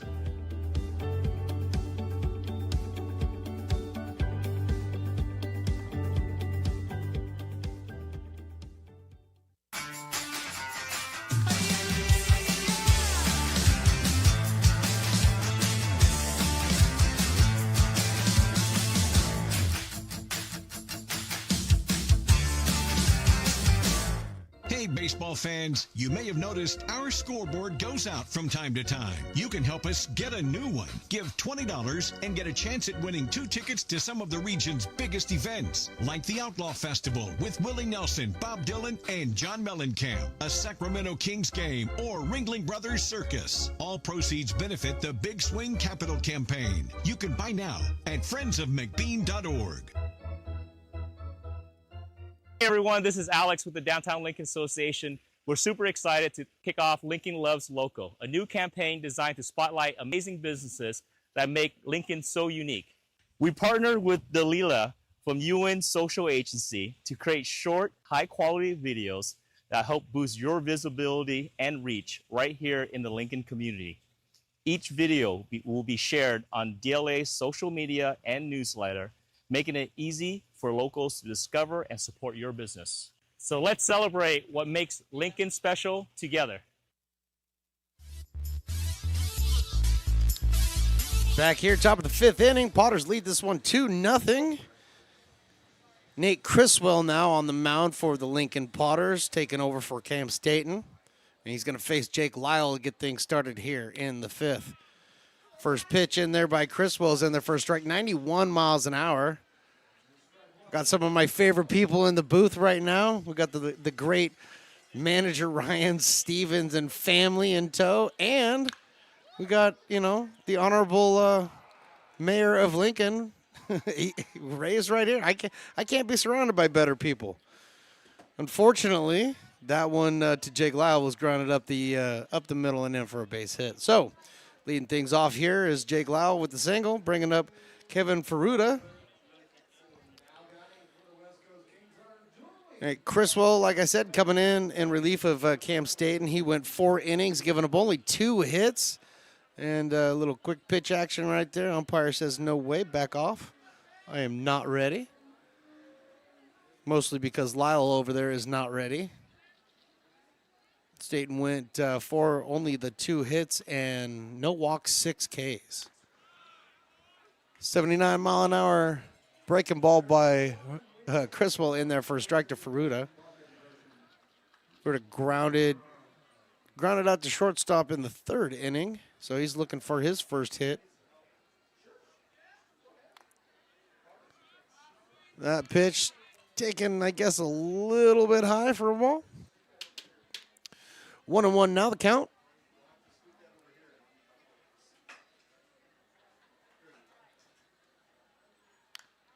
One more fouled off and out of play to the right.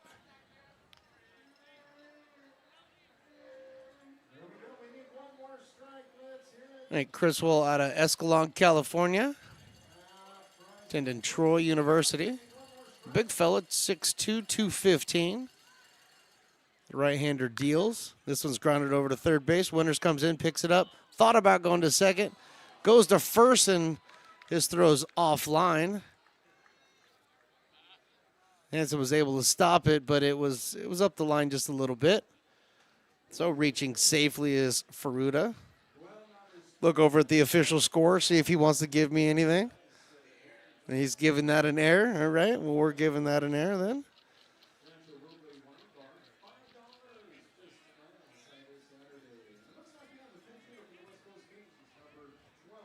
Oh, tough error over there on winners, but. And we have a pinch hitter coming in for Cale Lumbert. Joaquin Stewart is batting for Lumbert right now. Joaquin Stewart out of Ohlone College. First pitch he sees is in there for a strike.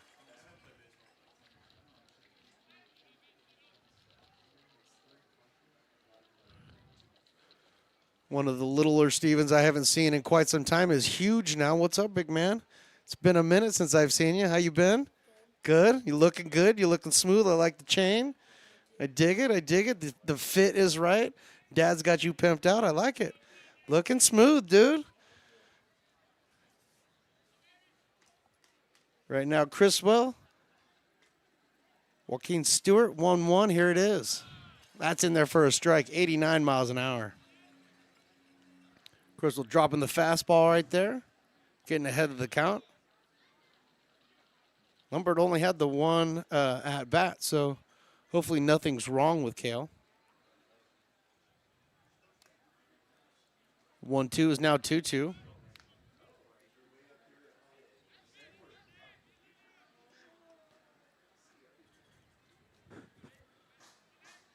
So Joaquin Stewart out of Ohlone College. 2-2, locked in a battle here. Here it is, 2-2. Fastball, 92 miles an hour outside. Fairly easy take for Stewart. And we got a 3-2 count. Runners on first and second. Nobody down here.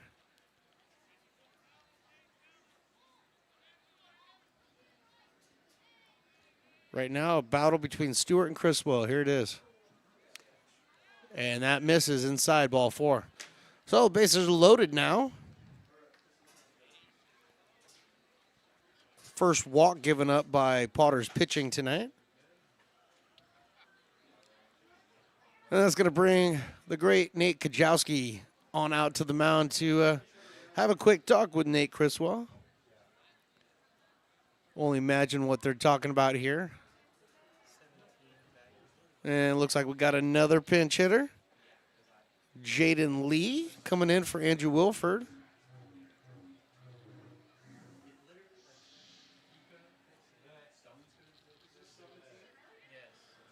Number 17, Jaden Lee. San Diego State University is where Jaden Lee attends. But he's coming in for Andrew Wilford, who only had the single at-bat, who struck out in his lone opportunity. Lee sees strike one over the outside part of the plate at 91 miles an hour. Potters only have a 2-0 lead, so bases loaded right here. Red alert right now for Nate Criswell. And that 91-mile-an-hour fastball's in there. Quickly ahead is the 0-2.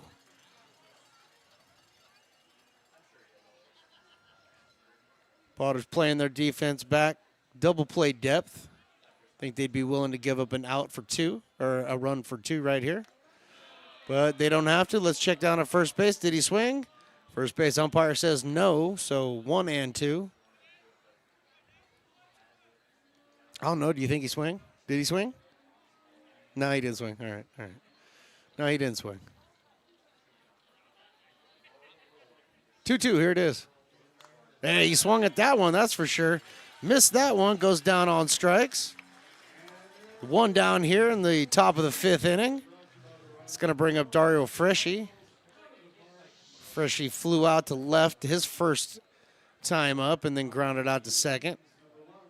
0 for 2 on the evening. 258 on the year for the lefty. Potters would definitely take a double play here, but this one's lined out into center field. Brian Williams heading back. He's pretty deep. Runner's going to score. Throw down to third base. They got him. They got him off the bag. They throw back to second, and they got him. So throwing back to second ends the inning there, and the the Kings only score 1 now. Go to the bottom of the 5th. Potters still lead this one 2-1.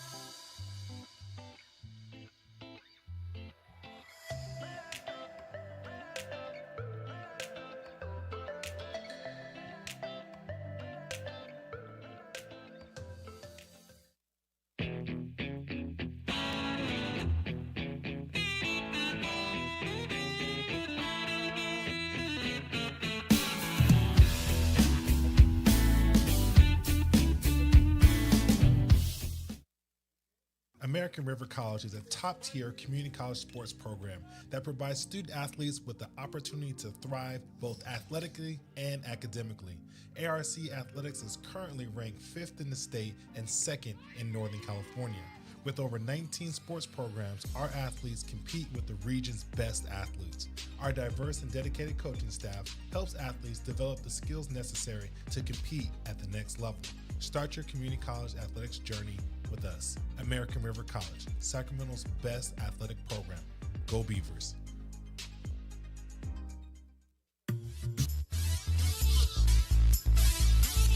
All right, well, we're back. We're ready for the bottom of the 5th inning. Potters lead this one 2-1. Just catching up with all my friends here. I miss the Stevens. They've always been, I've known the Stevens since I was like 10 years old, man. I don't even think Ryan was around then. But at any rate, so nice to see friendly faces back here in the friendly confines of McBean Stadium. Here we go in the bottom of the 5th inning. Potters lead it 2-1. Ty McGraw, Jason Hansen, Ethan Liao leading things off here. Dylan Haffertson still out there on the mound, I do believe. Yes, that is the case. 1-1 now, the count. Going to have to take a look around the league tonight because there's been some absolutely important games going on, and the Potters need to keep paying attention to them. That 1-1 is taken off the outside part of the plate for a strike. Most of the people behind the plate there did not agree with that one. We have a huge contingent of fans now sitting behind home plate, so they got a pretty good eye.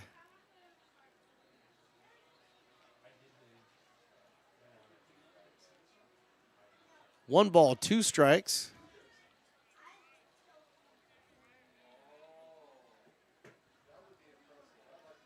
Here we go.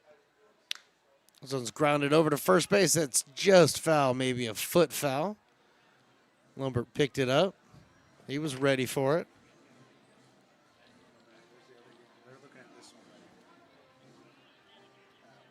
That's the one that matters right there. And we finally do have a score from Humboldt. Crabs lead it 1-0, top of the 4th inning. Potters fans, and well, I mean, all PEL fans right now, other than the Crabs fans, they're rooting for the Potters. Come on, let's go. Potters and Healdsburg back in the PEL playoffs once again. That's what we want here. The Crabs are making it very, very difficult. There's strike 3 to Ty McGraw. He goes down on strikes. Officially now 0 for 1 tonight. 2 walks up to that point. Goes down on strikes. That's going to bring up Jason Hansen. Jason Hansen the other night, for all of you guys who missed the game here at home against the Packers. He sent us all home happy with the walk-off grand slam the other night. But Jason Hansen stands up there, takes that first pitch outside for a ball. Popped up to the second baseman to start his evening and grounded out to shortstop.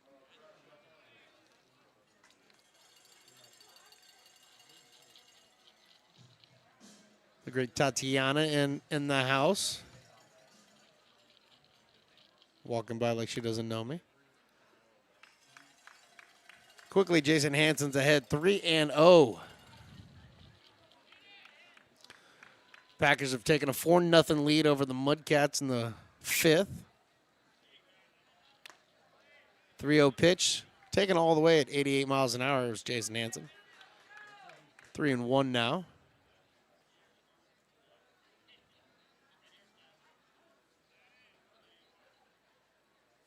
3-1 fouled out of play. Don't forget, folks, silent auction if you're listening inside the stadium tonight. Potters are wearing what we do every year now, the Star Wars jerseys on Star Wars night. Those jerseys will be auctioned off. 3-2, fouled out of play. Just barely, though, down to the Potters bullpen area. Those jerseys are silent auction right now. So if you're here in the park and you're listening to this and you're like, oh, yeah, I forgot. Well, get up, walk over. There's a big old table set up. All the jerseys are out there. All you got to do is put your name down. Put your, information in there, whatever you got to do. Put my name down if you want to buy it from me. That'd be fine. 3-2. Hansen goes down swinging. Back-to-back strikeouts for Haffertson here in the the bottom of the 5th inning. It's only the 4th strikeout against the Potters tonight. Ethan Liao looking for his first hit tonight. Like to improve on that 303 average he's got coming into tonight's game. Jefferson's first pitch is outside.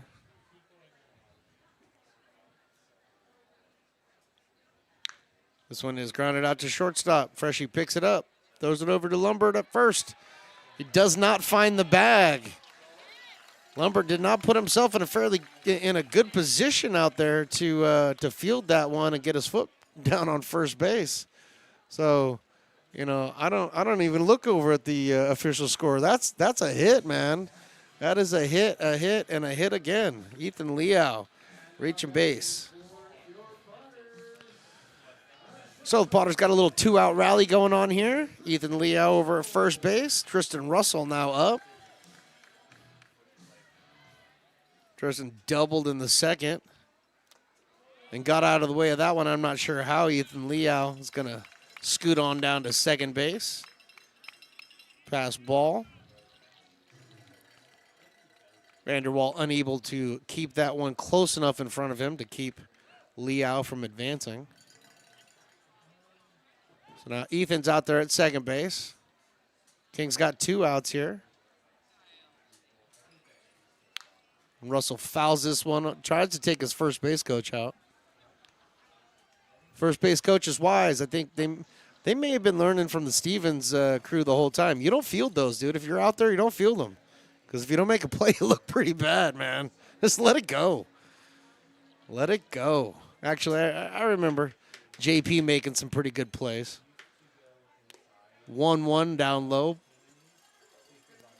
2-1. Okay, maybe I remember making a good play or two.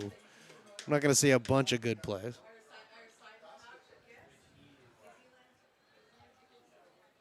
The 2-1. Here it comes from Hatsferson.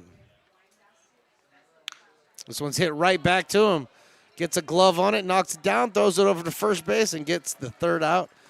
Now we'll head to the bottom of the 5th. Potters still lead this one 2-1. American River College is a top-tier community college sports program that provides student athletes with the opportunity to thrive both athletically and academically. ARC Athletics is currently ranked 5th in the state and 2nd in Northern California. With over 19 sports programs, our athletes compete with the region's best athletes. Our diverse and dedicated coaching staff helps athletes develop the skills necessary to compete at the next level. Start your community college athletics journey with us. American River College, Sacramento's best athletic program. Go Beavers.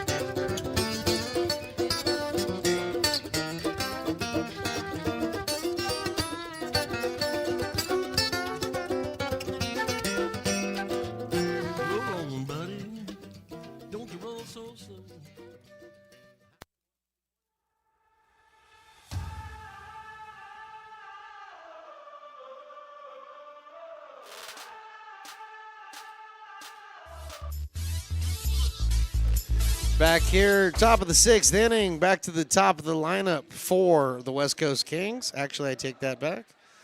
We're not at the top of the lineup. Tio Thompson. And we do have a pinch hitter. No. Yeah, we don't. No, that's not a pinch hitter. Tio Thompson's in the second spot. He has been. So Tio Thompson taking his third at-bat of the evening. Willie, I think Willie actually fooled the umpire because the umpire pulled his card out like he's going to have to make a change. But we're all good. He's up there for his third at-bat. Nate Criswell is in there for his second inning of work. We have a lot of fun here. This is a good time. You can't not have fun here at the ballpark. Criswell 1-1 now. Here's his 1-1 pitch. That's a bit low. 2 balls and 1 strike. Somebody said maybe a pinch hitter on deck. I'm looking over there. Nope, Peyton Richards. That's him. We're good. We're solid. Got some warming up out in the Kings bullpen, though. We'll take a look at that here in a minute. Criswell's next pitch misses just a little bit low. 3-1.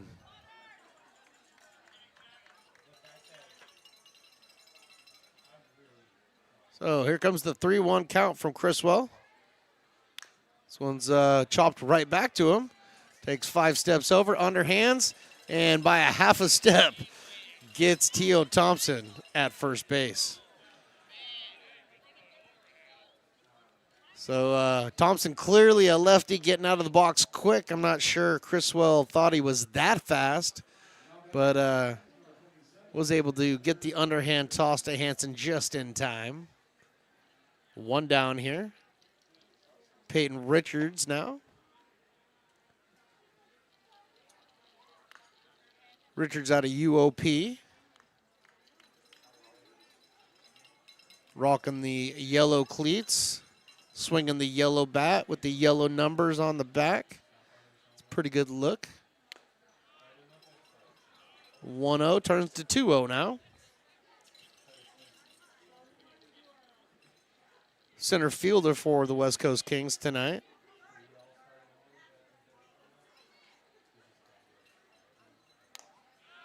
Taken just on the outside part of the plate. Sayonara to the Stevens for now. Go enjoy the game. Get me a beer or enjoy your own. 2-1. Swinging strike 2. Nice 80-mile-an-hour off speed. Change up, fooled Peyton Richards. Had him out in front of that one. Tried to back it up, and he does. Catches enough of the strike zone. Caught Peyton Richards looking for a strikeout. 2 down here in the 6th. Second strikeout for Criswell on his evening. Going to bring up Vince Vanderwall.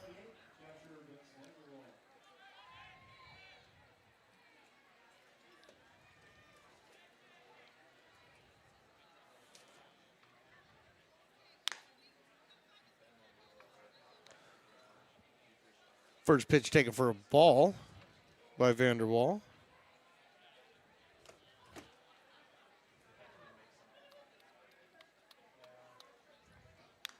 Next one fouled off to the screen. And right back to Belding. They swapped out the ball anyway, but ball hit the back fence and one hop Belding. 1-1 pitch, here it is. That's in there for a strike. 1 ball, 2 strikes, 78-mile-an-hour curveball. Criswell's been using it to perfection. So the lefty Vanderwall stands in there, open stance, 1-2. Popped up, this is on the infield, but this looks like it'll get out of play, and it does. And it gets out of the stadium, so that's a good thing. 1-2. You know, I forget that it's Star Wars night until something like that happens, and then Willie plays the lightsaber sounds. And then I look around and went, oh, yeah, that's why all these people are dressed in Star Wars stuff. The 1-2 pitch, swing and strike 3 on Vanderwall. Third strikeout of the evening for Criswell, heading to the bottom of the 6th. Potters lead 2-1. Hey, Potters fans, want to keep restoring and renovating historic McBean Stadium? Now you can become a member of Friends of McBean. Annual membership start at $50. Become a member now at friendsofmcbean.org. When it comes to your home's maintenance and repairs, Jeffers Resource Group has you covered. Our handyman services offer a comprehensive range of expertise, from minor carpentry to drywall, electrical and flooring for property managers, landlords, and renters alike.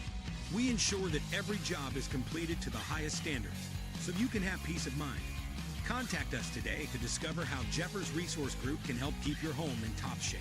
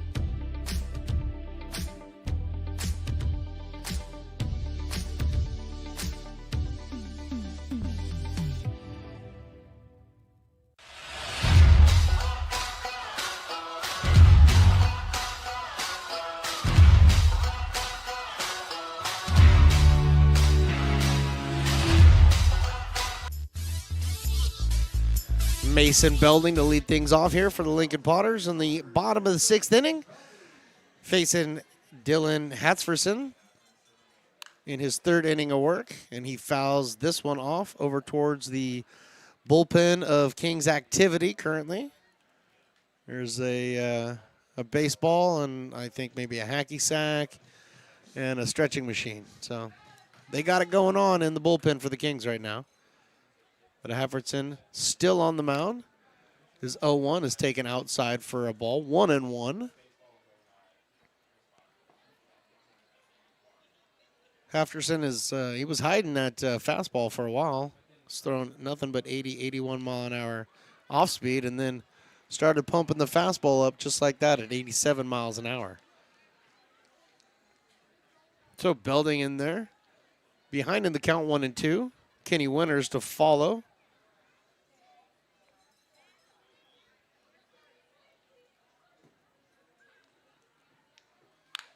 The 1-2 pitch is lined into right field for a base hit.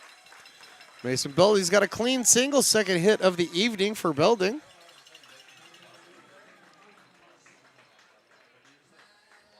It's going to bring up Kenny Winters.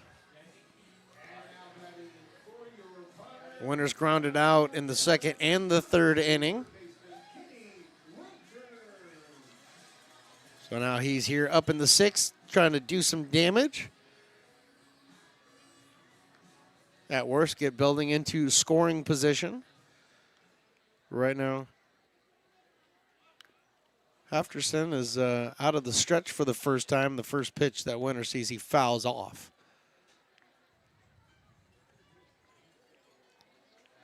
Halfterson 0-2 on the season with the 6.98 ERA. This is his 11th appearance on the season. From the stretch, he throws to Winters. Winters bunts it. Good bunt. Fielded by the third baseman, Euler, and he's not going to get him. Euler charging down third base, and that bunt was placed perfectly by Kenny Winters, and he gets himself a single. Mason building up to second base. So 2 on, nobody out here in the bottom of the 6th, and that's going to bring up Tyler Russell. I think Euler probably would have been better off letting that roll out. Looked like it may roll out of fair territory, but he came rushing it in so hard, I don't think he had an opportunity. Tyler Russell trying to put the bunt down, but going after it a little bit too aggressively on that pitch. Finds himself in a hole 0-1.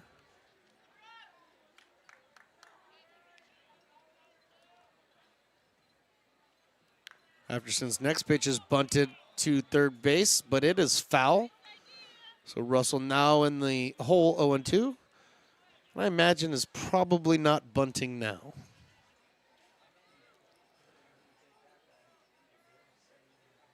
Halfterson's numbers on the year, 19 1/3 innings pitched, 20 strikeouts against 6 walks. Those are really good numbers. Has given up 26 hits, though, in 19 1/3. And so far, that's kind of what the Potters are trying to do to him, getting the hits.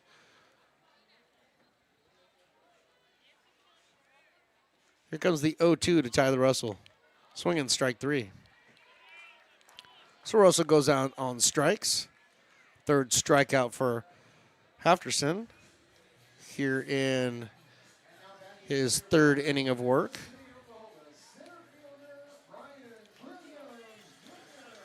Back to the top of the lineup, and Brian Williams Jr. He's getting jiggy with it. Sorry, I like to sing the songs. That's I just, I'm a vocalist. That's what I like to do. I like to sing. Ground ball by Williams is off the third baseman, deflected over to Freshie, and he goes right back to Euler for the force out at third base. So Brian Williams is going to reach on the fielder's choice, but cutting down, belting at third base is Freshie, and Winters finds himself over at second base now on the fielder's choice. And Zach Story finds himself a pretty good opportunity here with 2 down. Runners on first and second. Story can't hold up, even though I could tell in my heart and in his heart he wanted to. Half-hearted swing for strike 1. Story singled in the 2nd inning, and he did all the damage for the Potters as far as the runs are scored, or the runs are concerned. He drove in both RBIs. Opportunity to do that again here in the 6th. Outside for a ball, 1-1 now the count. Defensively, Wilford was replaced by Lee in the 5th inning out in left field, and Stewart replaced Lumbert over at first base for the Kings in the 5th. Now we got all that squared away. 2-1 on Zach Story. A mighty bless you from the booth over here. I'll give you one more bless you, and after that, you're on your own, kid.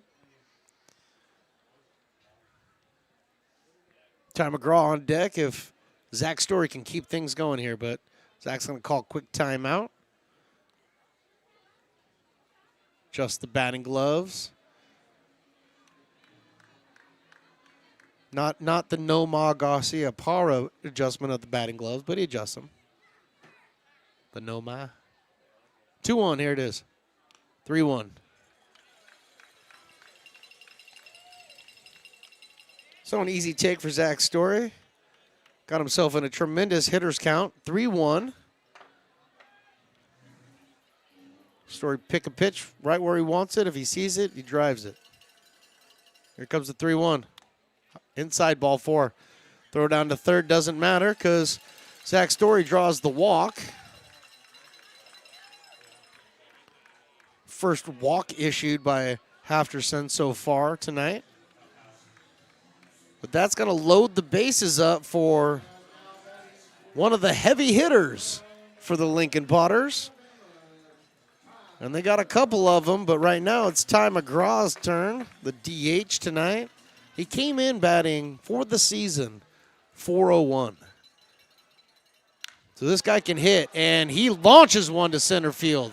This was high and deep, turning the center fielder all around it. One hops the wall. 2 runs have scored. 3 runs have scored. Ty McGraw, 3-run double. Potters lead 5-1.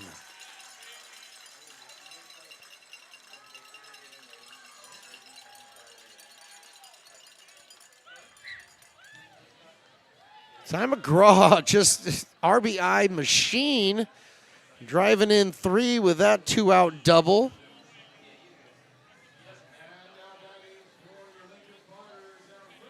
That had the Cowboys going. The crowd was pumping. The excitement just, you know, it's hard to quell the excitement when the Potters keep swinging the way they are. Jason Hansen is now up. Takes a strike. 77 mile an hour. Hansen 0 for 3 on the night, so you know he's ready to do damage here. He's got an RBI opportunity out there at second base in Ty McGraw right now.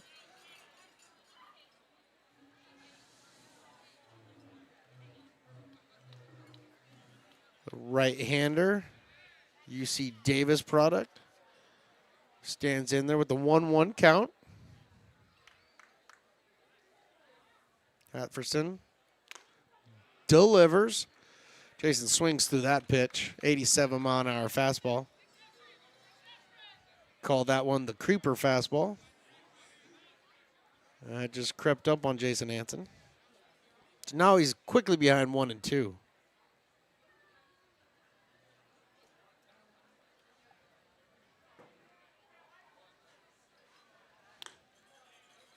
Two and 2 now. Counts all evened up. A little bit of activity, just stretching going on in the Potters pen. Nothing happening over in the Kings pen.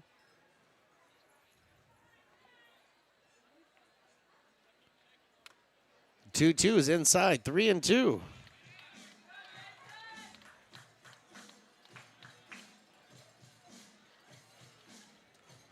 Potters with a 5-1 lead here on fireworks night, Star Wars night from the Bean.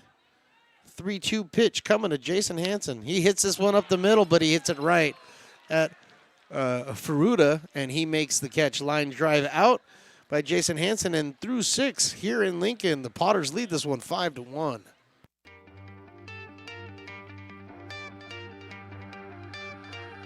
Gooseport Public House.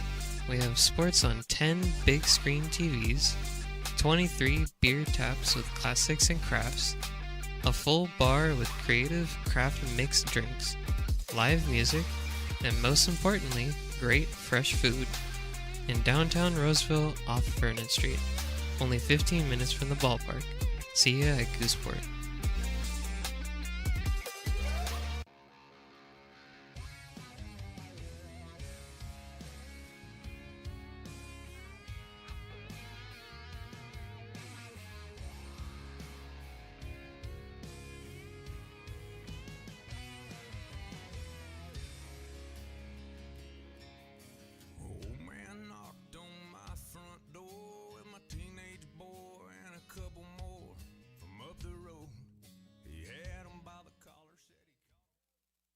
Hi, Bill Evans, President of the Placer County Association of Realtors. We're in the store, our conference facilities, an amazing team help us keep together an amazing organization, and we thank them all. This organization can't do what it does and can't run the way it runs without the help of so many members volunteering their time. The success of the Placer County Association of Realtors is largely dependent on our active volunteer members to help our organization and industry. The work of our committees greatly impacts our ability to champion efforts across the board and giving back to the Placer County community wherever we can. Like all service organizations, I wanted to serve. And getting involved with the affiliate committee was the perfect way to do that. I love being able to serve my community with my business friends and other leaders and give back to those who are in need. The thing I love about the PFAR committees is they all work toward the same goal of bringing the community together to support those in need in our surrounding area. I instantly came to the meeting and had a wonderful time, felt like I was a part of something bigger, and it was just the start of my leadership journey.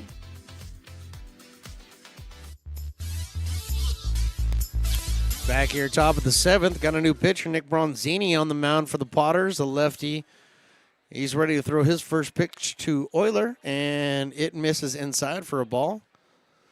Nick Bronzini coming in. San Ramon, California, the hometown of Bronzini. Arkansas Little Rock is where he attends college.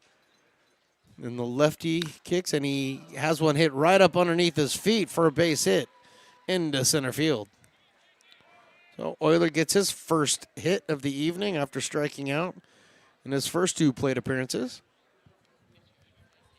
He's going to put a runner on for the West Coast Kings here in the top of the 7th. Jake Lyle now due up. We're going to start checking numbers for most of the hitters now, just in case they try to sneak in a pinch hitter. But Jake Lyle now due up. Singled his last at bat in the 5th. And he takes a strike. Nick Bronzini, 9th appearance on the season. 9 1/3 innings pitched, 14 strikeouts, 15 walks. So Bronzini's had a bit of an issue as far as control is concerned. See what he's got in this outing for the Potters. He wears the big 99 because he is 6'4", 245. 1-1 is the count.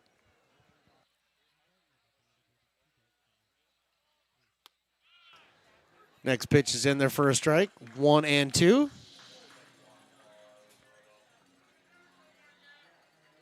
Luke Euler over at first base being held on by Hansen.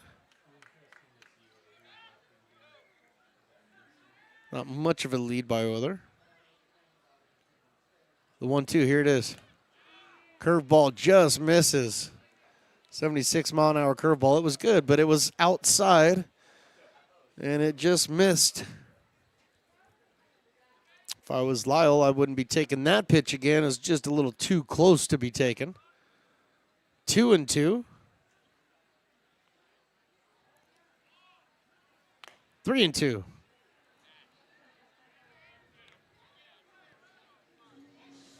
So Luke Euler at first base. Potters lead this one 5-1 after putting 3 up in the bottom of the 6th. Ty McGraw's bases clearing double. That one's taken low and outside for a ball. So a single and a walk to start the outing for Nick Bronzini. And with nobody down here, Kevin Ferruta is coming on up. And then before we get there, Mason Belding's going to have a quick conversation. So is Jason Hansen. I'm going to go out and talk to Bronzini. Make sure everybody's feeling good. Absolutely gorgeous pictures being brought to us by the tremendous engineering skills of Riley the engineer. Even though he's almost asleep. No, I'm just kidding. I'm kidding. He's pumped up for this. I've never seen him more pumped up in my life.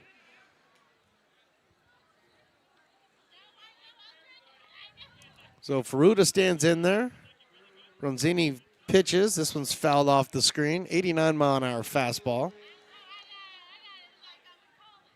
Ferruta fouls it off. I hear Chewbacca in the background. That's right, because this is our dueling Chewbacca dogs batter of the game. Or something like that. Anyway, if he strikes out, we get half off beer. But tonight he's Chewbacca. The 0-1 is a swing and strike 2. Bronzini just throwing that fastball by Ferruta out of Marin Community College. Ferruta came in batting .206. So Bronzini trying to get him out here. The 0-2, here it is. Foul off. Over to the West Coast Canes dugout. Nice pick over there by Bruno Condit. Bruno Condit was pitcher in this game. Now he's relaxing on the bench. Bronzini set, looks back at second. Another foul off the screen. This one off to the right. Ooh, Chewy's really letting him have it now. So I understand that Chewy speaks his own language. Does anybody have like a dictionary for Chewy? And do we know if what he's saying are things that should be said to this crowd? I mean, we can't, can't regulate if we don't know the language. 0-2 pitch is high for a ball, 1-2.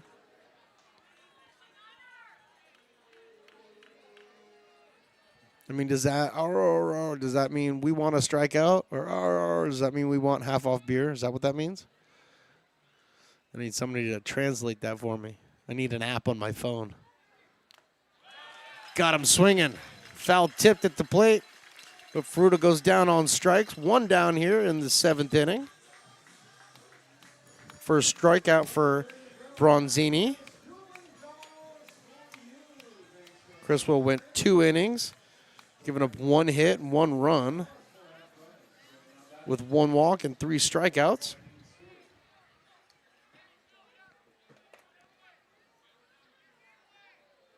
Joaquin Stewart now.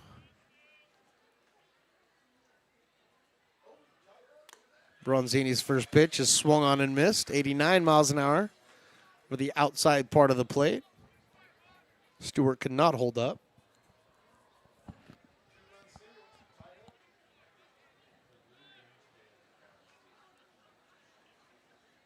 Bronzini got runners at first and second. And he delivers outside. Good catch by Belding. 89 mile an hour fastball. Oh, got on him a little quicker than I think he expected.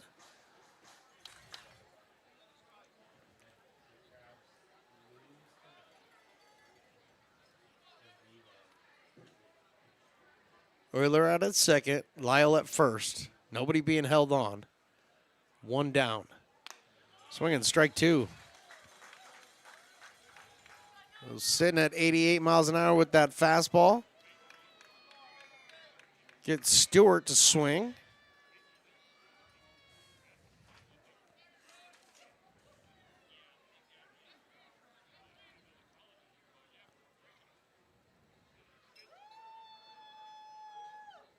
One, 2. That's right there, strike 3. Mason Belding couldn't hold on to it, but it didn't matter. The umpire believed in the pitch.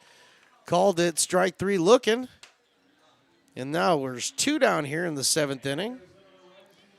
And now Jaden Lee is up to the plate.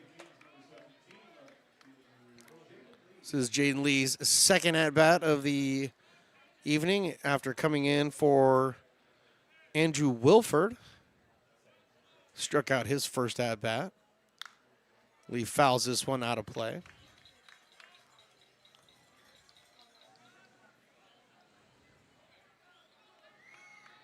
Lee out of the University of San Diego.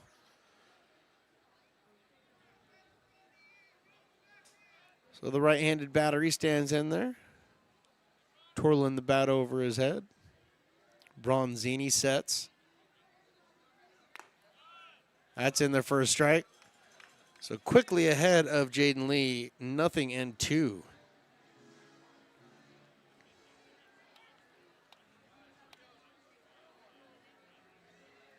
Bronzini gave up the single, then a walk, and then back-to-back strikeouts here. And he's got an 0-2 count.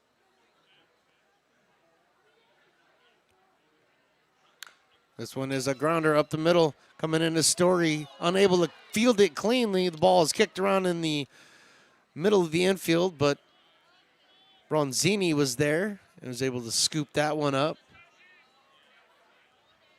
So look at the official score over there and see what he says. And he's going to give that a single to Jaden Lee. So Jaden Lee gets a single. Now the bases are loaded for the top of the order and Dario Freschi. So Dario's fourth at-bat of the evening. He's 0 for 3 up to this point. 258 hitter on the year with the bases loaded. And he takes that curveball in there for a strike. Nice breaking pitch there by Bronzini. He's able to pour that one in there for strike one.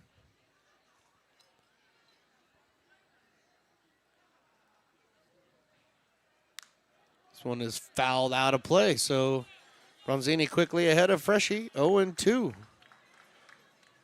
Looking down here, Packers lead the Mudcats 7-1 in the bottom of the 8th. But looky, the Crabs and Rogues are tied in the 5th, 2-2. Go Rogues. Bronzini's 0-2 is a little bit low, 1-2. Nice pitch at 90 miles an hour. Just missed catching the bottom of the zone.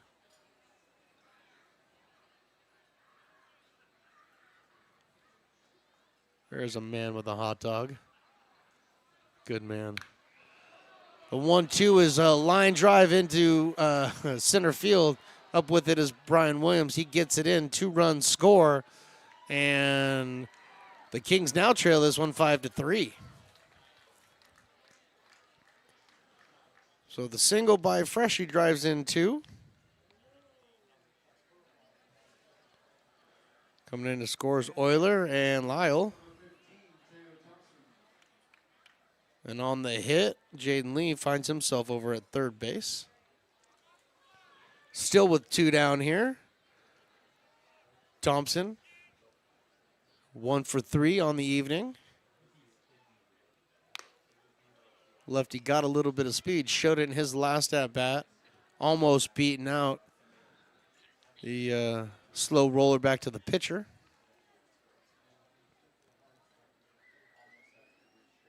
Bronzini right now. He's got 2 down here. Runners on first and third. And a 1-1 count now to Thompson.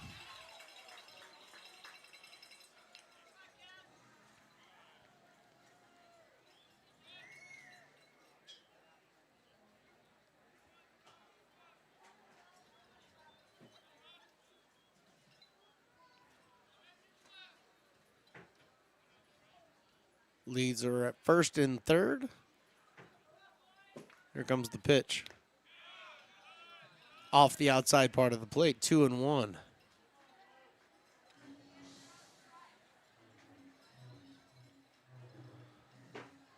So the Crabs led this game in Humboldt 2-0 through 4, and then Medford comes up and puts a 2 spot up in the 5th to tie the game at 2 apiece. This one gets back to the screen, but not far enough for the runner from third to come in. But Freschi over at first base is able to slide down to second on the wild pitch.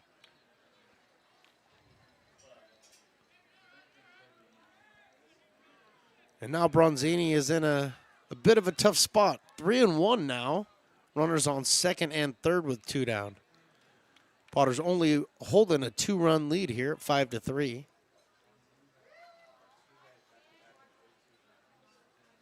3-1 pitch, here it is. Catches the corner. And Thompson did not agree with that. He still doesn't agree with it. He tossed the bat aside. Goes back, picks it up. Has yet to look at the umpire the entire time.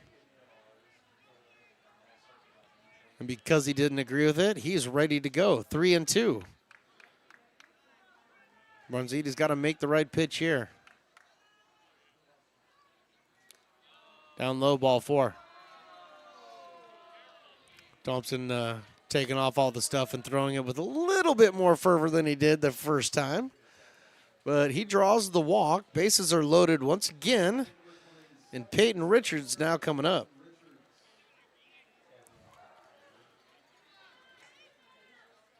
Most action that the Kings have had in any one inning so far is here in the 7th.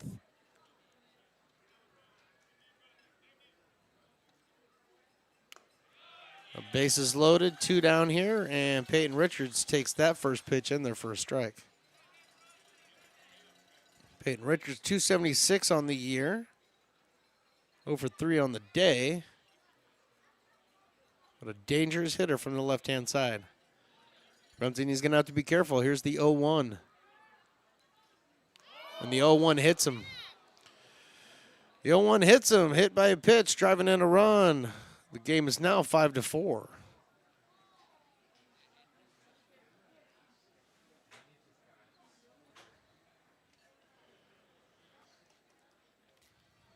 So looking at Peyton Richards when, and this is just what I saw when I initially saw it, is that he had his hands held up over his head, and it looked like it got him in the elbow of one of his hands as he was setting up to swing. And that's what I saw. I'm going to be looking at the replay for it to see exactly what happened there. But we do hope that Peyton's okay, and he is getting up.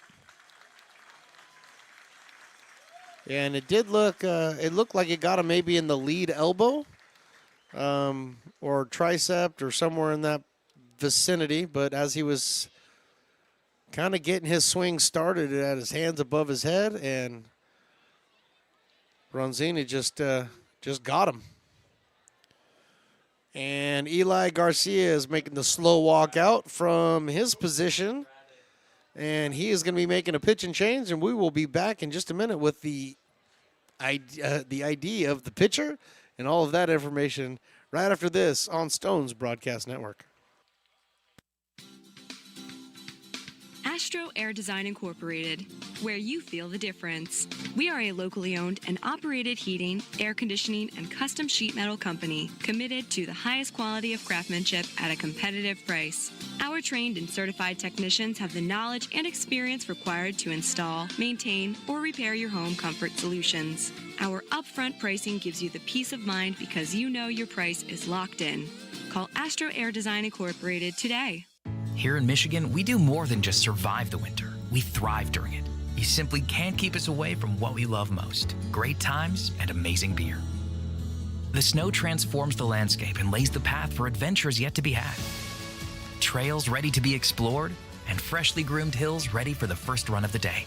And later, as the sun descends, it's time to unwind with great conversation and even better friends. Experience a taste of Michigan winter with Founders Brewing Company, born and brewed in Michigan. Buy a personalized brick for you, your loved ones, or your business, and show everyone your commitment to Lincoln baseball. Framed and engraved by our own Lincoln High Ag program students, your brick will be featured on unique movable brick walls. Find your name in the stadium entrance for the 2024 and 2025 seasons. Then visit your brick in its permanent home inside the stadium. Bricks can be purchased here for $250. Get it now at friendsofmcbean.org. I'm Bill Spear, North Valley President of FiveStar Bank. In a time when business can feel so uncertain, we're here for you every step of the way. I know they have a lot of bells and whistles within their bank, but just the relationship piece here locally on the business side is huge for us. FiveStar treats us like we're number one. They're right there with suggestions, with help. So I have to bank with people that have our mission in mind. We're FiveStar Bank. How can we help you? Dawson Raddick now on the mound for the Lincoln Potters in relief of Nick Bronzini. So Dawson Raddick coming in, and he's coming into a bases loaded 2-out situation here. Kings have put up 3 on the board here in the 7th and now trail this one by 1. Raddick's first pitch misses for a ball. Vince Vanderwall is currently up.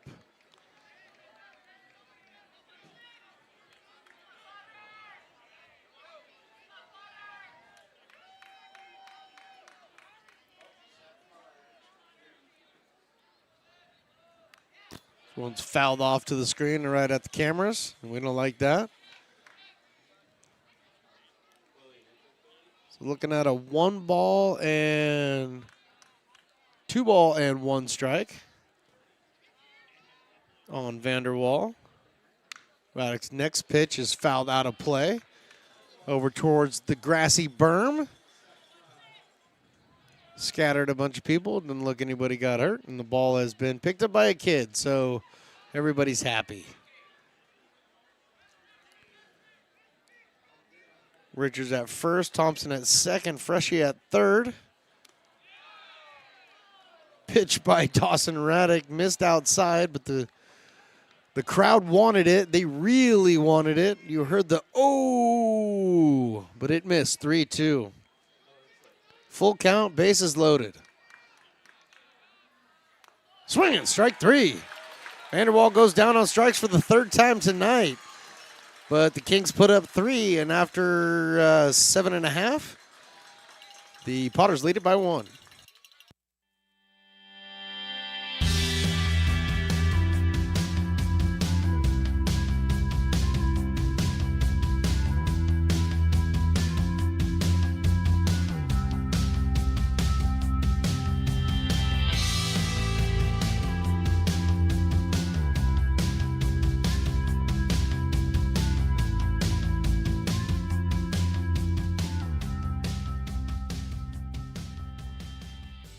Lincoln Potters Baseball. Placer County's best-kept secret is back for another exciting summer at historic McBean Stadiums. Loaded with fun for the whole family. Local beer, wine, and eats. Fireworks, giveaways, theme nights, kids zone, and more.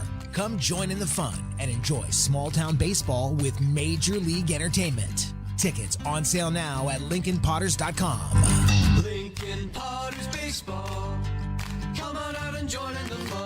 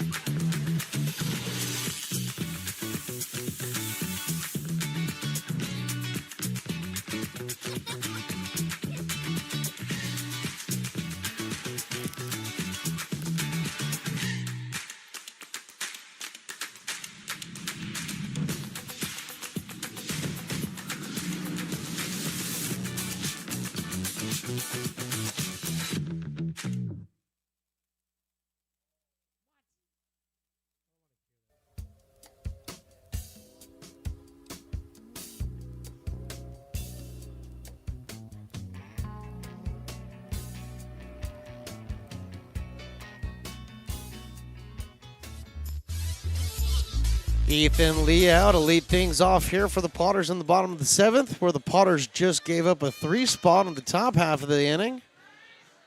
Now lead this game by 1. Not a very comfortable lead against the West Coast Kings, and they're facing Mason Rivera. And he pops in here for his first time tonight. First pitch he throws is taken for a ball.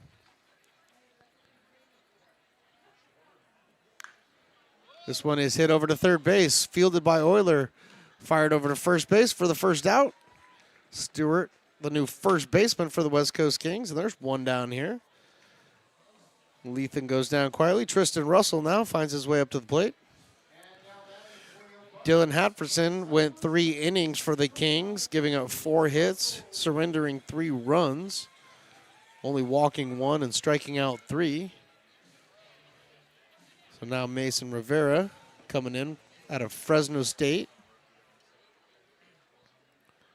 Right-handed pitcher.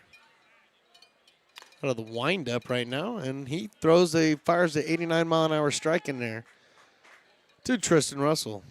Russell doubled in the second, struck out in the third, grounded out in the fifth. So he's 1 for 3. Next pitch swung over the top of that one, 80 miles an hour. Got him with the off speed. Quickly ahead, 0-2. Activity in the Potters bullpen.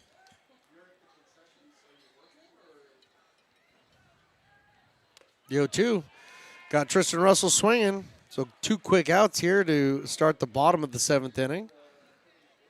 And it's going to bring up Mason Belding. Catcher for the Potters tonight. 2 for 3 on the evening is Belding. Doubled in the third. Singled in his last at bat. He did strike out in the second. And he takes that first pitch over the outside part of the plate for a strike. Caught enough of the zone. I hear the Lincoln faithful not in agreement with that, but it was a strike. 0-1 inside. Belding bailing off the inside part of the plate, making sure he stays out of the way of that one.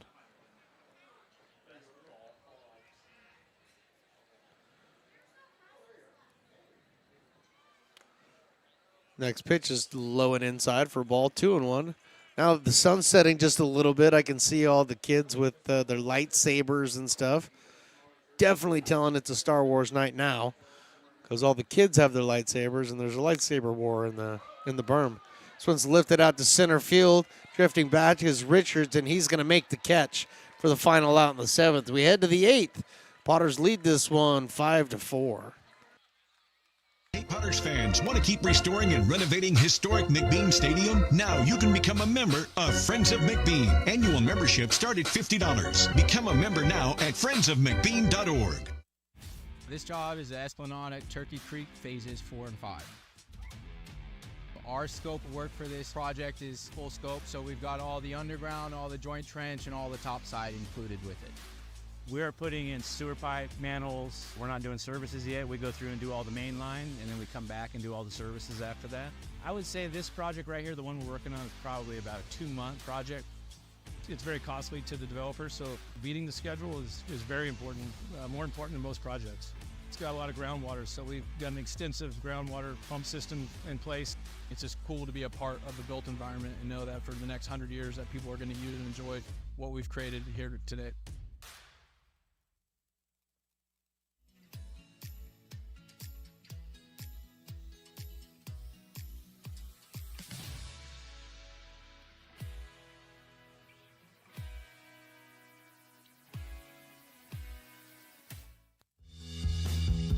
If you're in need of a seasoned DUI attorney, contact the law office of Samuel D. Burns Incorporated. We are familiar with the laws surrounding your case, and we will work diligently to minimize the negative impact following a DUI charge. With a proven track record, Sam Burns works on your behalf to provide a positive outcome. He's been able to save his clients' driver's licenses and negotiate more favorable terms. Visit our website.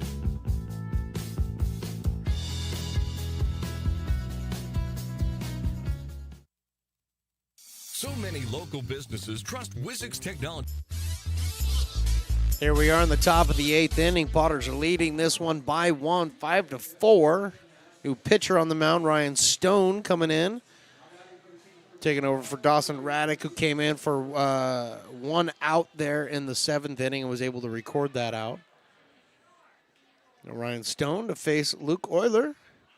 First pitch to Euler is in there for a strike. 89-mile-an-hour fastball. Ryan Stone out of Seattle University. Hometown of Winters, California. I've been to Winters. It's generally warm in the winters. Inside is Ryan Stone with that 77-mile-an-hour off-speed pitch.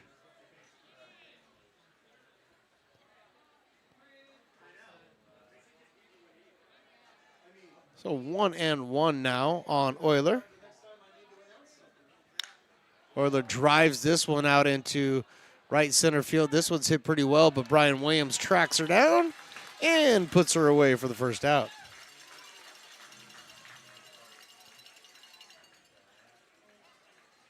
Jake Lyle now due up, the designated hitter tonight for the West Coast Kings. Just making sure, keep looking down there, just make sure they're not sneaking in some pinch hitters. They are not.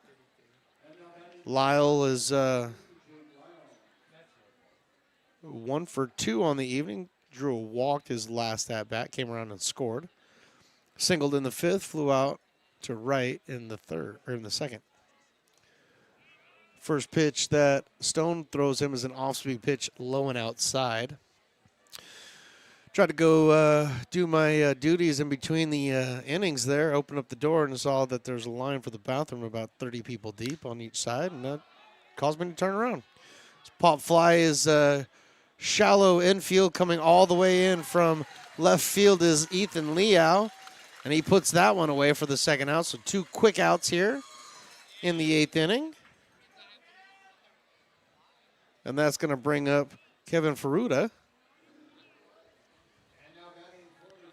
Ferruta wearing the number 4. Came in batting .206 on the year. Was involved in a very bizarre 8-6-4 put out at third base. First pitch Stone throws him, was in there for a strike, 90-mile-an-hour fastball. Here's his next pitch. That catches the outside part of the plate at 90 miles an hour. So Stone ahead, 0-2.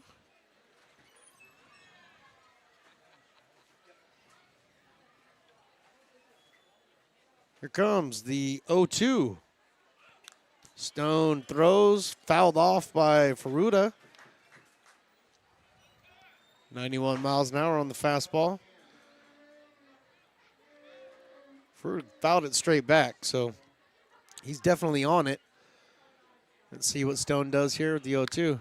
Tries to throw him a curveball, and he pops this, and it may stay in play, and it does not. It hits the top of the Kings dugout. It's got that metal roof on it, so I'm sure everybody's ears inside of the dugout now are ringing. Not exactly what Ferruta was trying to do.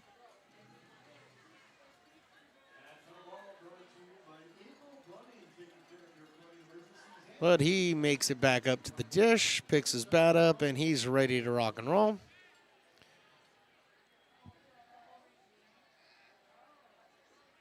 Comes Stone's 0-2. And this one is chopped over to third base, picked up, fired over to first, not in time. The speed of Ferruta was able to beat that one out. Winters was playing fairly deep at third base, so he had to come in quite a ways to get that one. It just wasn't hit hard enough. And Ferruta legs himself a single. So Ferruta's over there at first base with 2 down here, and Joaquin Stewart. Joaquin Stewart's got a walk and a strikeout on his night. The right-handed batter stands in there, ticks low. Jaden Lee should be on deck.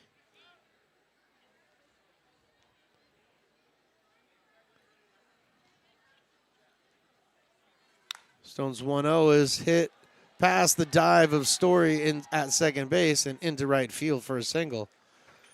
Wasn't hit hard enough for Ferruta to go any further than second base, but runners on first and second now. Back-to-back hits for the Kings. And Jaden Lee now finds himself up at the plate.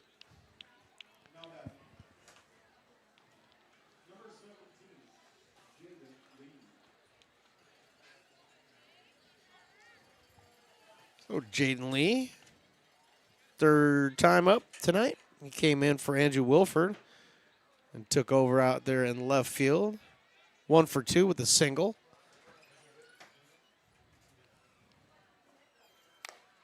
The first pitch that Stone throws him is a bit high.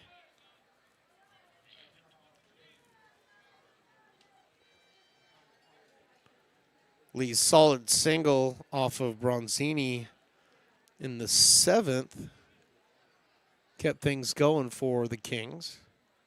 Right now, Stone is trying to stop that. There's a nice little curveball in there for a strike. 80 miles an hour. Caught the inner part of the plate.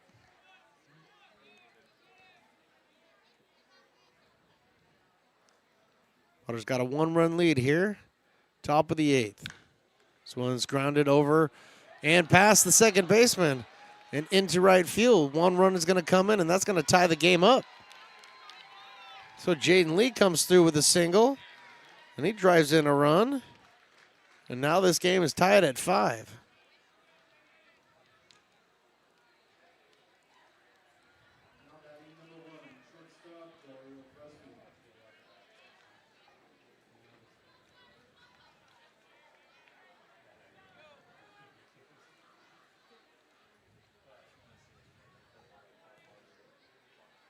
So back to the top of the order on Freshie.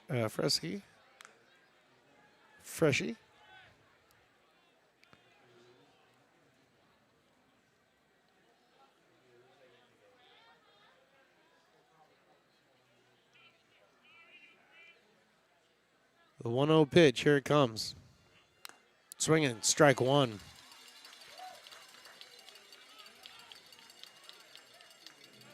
Freshie 1 for 4 on the evening.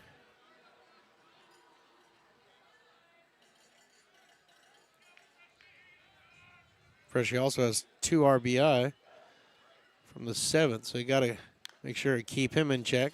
Fouls this one off the plate, or fouls this one in front of him, and it gets out of play. So he's behind in the count now, 1 ball and 2 strikes.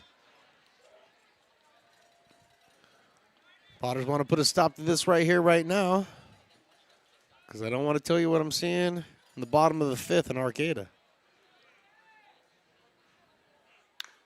This one is chopped over to first base. Hansen holds back, fields it cleanly, and steps on the bag for the final out, but not before the Kings score 1 and tie this game at 5. Lincoln provides all the charm of a small town, yet still provides access to excellent local medical care. At Lincoln Urgent Care, you can find expert services and a compassionate staff available 7 days a week. Our friendly front desk staff will welcome you when you come into our brand new facility. Your wait time will be minimal at our walk-in clinic, unlike the emergency room. From broken bones and lacerations to allergies, flu shots, and illnesses, we treat a variety of urgent medical conditions. What sets us apart is not just our central location in Lincoln, but the convenience of our extended hours, including weekends. We've become Lincoln's first choice for urgent care because we treat patients of all ages for a variety of conditions and take most insurances. We're proud to be an approved provider for veterans and welcome in our military patients. From our family to yours, we're here when you need us.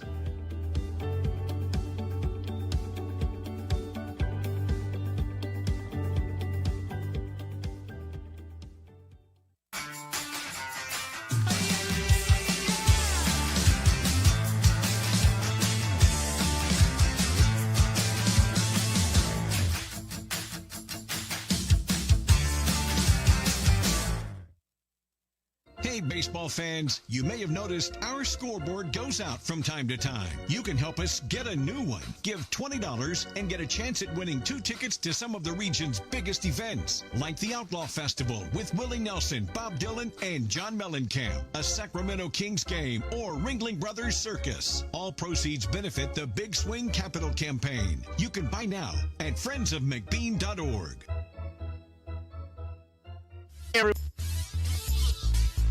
Back here in the bottom of the 8th inning, Potters and Kings now tied at 5.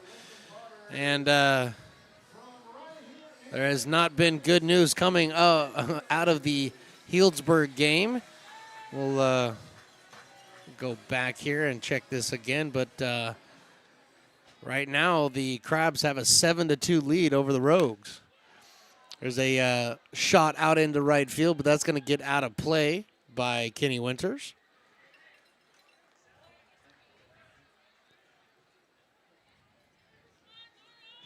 Mason Rivera back in for his 2nd inning of work now. Got a clean 7th. 1, 2, 3. And then his team put up 1 in the top of the 8th to tie this game at 5 apiece. Next pitch, and Kenny Winters can't hold up. He goes around quickly. 0-2. Ball gets out of the bullpen. Looks like the Kings bullpen. We're not going to keep score, but the Kings 1-0. Kenny Winters in there. 0-2. Singled his last at bat. Need to get something going for the Potters. This is a big chopper, and this is into no man's land behind the mound. And Kenny Winters is going to beat that one out, no problem. He hit that ball so hard into the ground, it bounced up. And by the time it hit the ground in front of Furuta, Kenny Winters was crossing first base.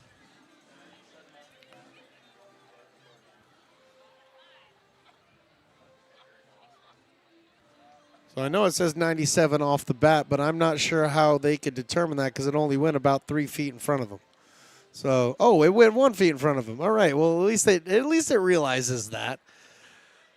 Like I said, he hit that ball so hard into the ground, it got the extra spring, and by the time it came down, there was nobody going to catch that and get Winter with his speed out at first base. So, having a meeting at the mound, we are the Kings, and as the umpire slowly starts to walk out there to have a conversation to say, hey, break it up, they do break it up.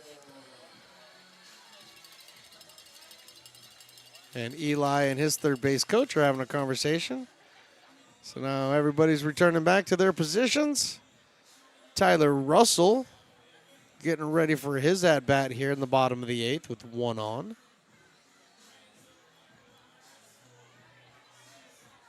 Bottom of the 5th in Humboldt. Crabs lead 7-2.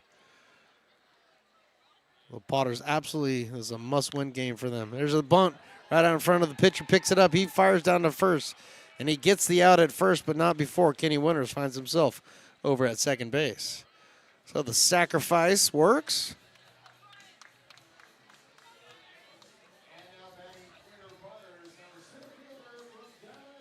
Executed to perfection. Tyler Russell's bunt getting Kenny Winters over. And now Brian Williams Jr. is due up, and Eli Garcia. I have a quick conversation with Brian Williams Jr. And Vanderwall decides, you know what? All right, you guys are going to talk. I'm going to go talk to my pitcher. So Vanderwall goes out and talks to Rivera. Now Brian Williams Jr. and Eli, they're done. They talk the game plan, the strategy. Got a Potter out at second base. Only 1 down here. Bottom of the 8th inning on Star Wars night, on fireworks night, on a must-win night for the Potters. And this one is hit over to third base. Euler comes in, and he fires over to first base, and they get him by a half a step. Having to hold at second base is Kenny Winters. And now 2 down here, and it's going to take a base hit in order to drive in this run out at second base, but Zach Story will be the man to do it. Zach Story got it. All of the party started in the second inning with his 2 RBI single. He walked his last at-bat. And he fouls this one out to the parking lot.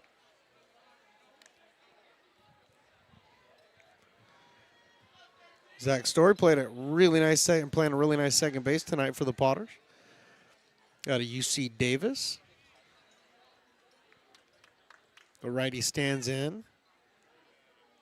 And he swings, and this one's lifted out into center field, but it looks like Richards has got a beat on it. Wind blowing it around, but he's able to square up and catch it for the final out in the 8th. We go to the 9th. Tie game, 5-5. American River College is a top-tier community college sports program that provides student-athletes with the opportunity to thrive both athletically and academically. ARC Athletics is currently ranked 5th in the state and 2nd in Northern California. With over 19 sports programs, our athletes compete with the region's best athletes. Our diverse and dedicated coaching staff helps athletes develop the skills necessary to compete at the next level. Start your community college athletics journey with us. American River College, Sacramento's best athletic program.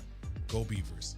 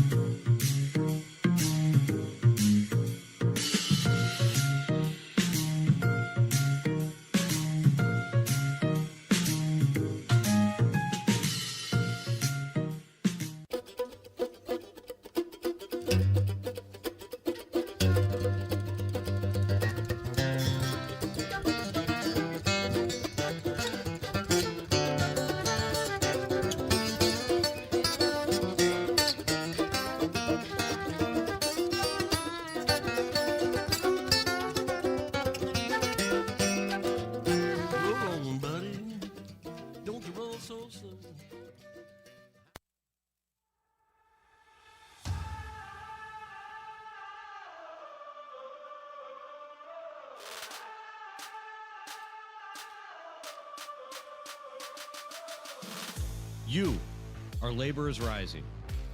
And now you understand where we came from, what solidarity means, and what we have ahead of us. No one's going to defend us but us. No one's going to help construction workers except us. And I can't wait to see you out there.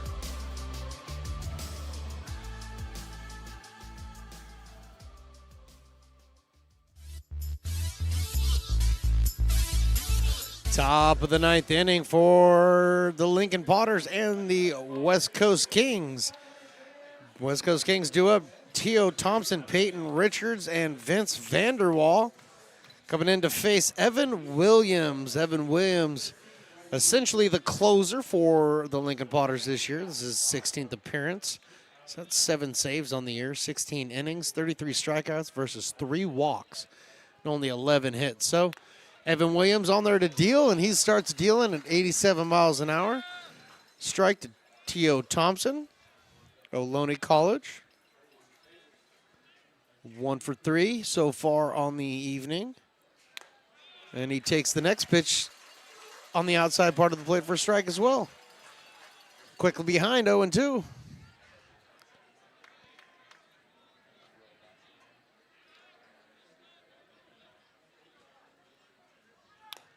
A little bit high. 1 ball and 2 strikes. Evan Williams coming in for Ryan Stone, who went an inning. He gave up a run on 3 hits. Got him swinging. T.O. Thompson goes down on strikes.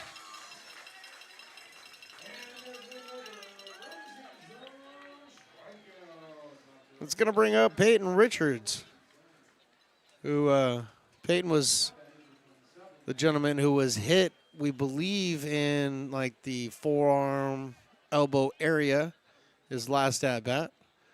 Happy to see that he's back up there swinging it. Evan Williams' first pitch is taken for a ball.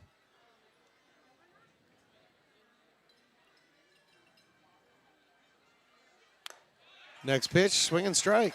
89-mile-an-hour fastball by Evan Williams.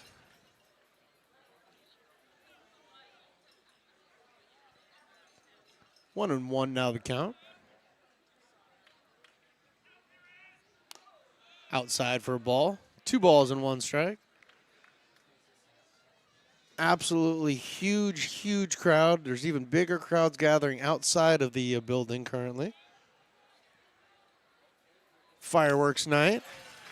Evan Williams throws another fastball by him. 2-2 now the count.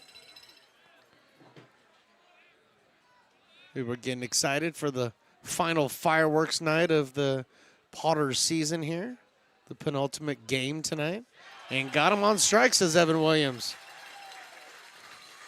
Back-to-back strikeouts here for the night. Start the 9th inning for the Potters. And Vince Vanderwall, just making sure they didn't switch him. Nope, they didn't switch him out. Vince Vanderwall's making his way up to the plate. He's 1 for 4 on the night. Single in the 4th, and strikeouts the other bats. This is the line shot over to second base, and one hop picked up by Story. Over to first base. Quick inning for Evan Williams. Now we go to the bottom of the 9th. Potters and Kings tied at 5. Hey, Potters fans, want to keep restoring and renovating historic McBean Stadium? Now you can become a member of Friends of McBean. Annual membership start at $50. Become a member now at friendsofmcbean.org. When it comes to your home's maintenance and repairs, Jeffers Resource Group has you covered.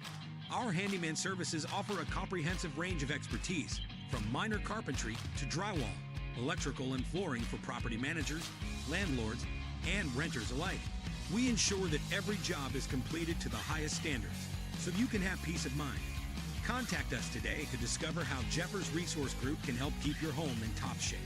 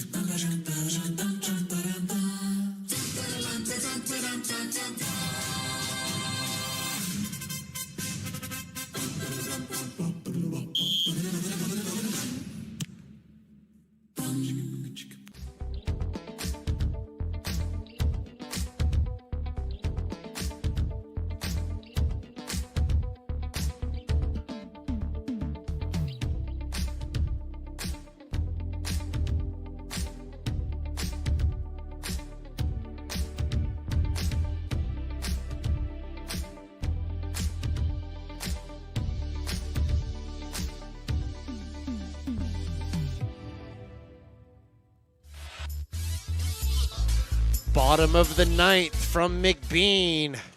Such a very important game for the Potters, man. And they've got the right people leading off. Ty McGraw leading off. Jason Hansen to follow. Ethan Liao.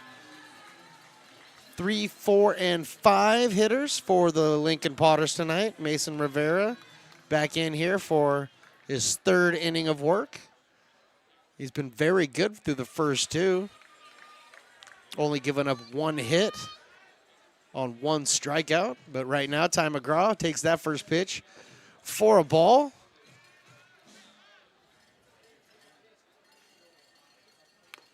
This one's taken outside for a strike. Evening up the count at 1 apiece. Potters want to end this now. They want to get to the fireworks, man. It's a fireworks night. They all want to see fireworks. So you want to end this here in the bottom of the 9th. 1-1, inside ball 2.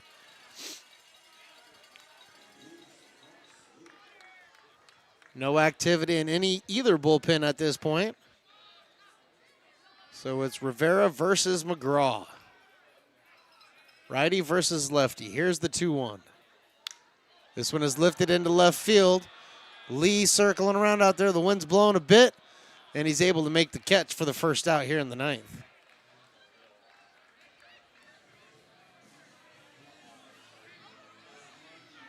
The ball traveled a little bit further than I expected it to when it came off the bat. It came off only at 89 miles an hour.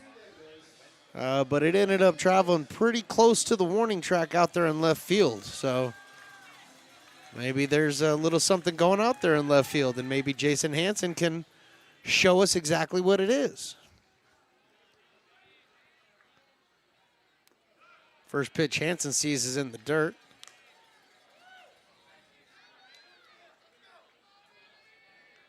Hansen 0 for 4 tonight. Takes that one in there for a strike. 91 miles an hour. Rivera just poured that one in.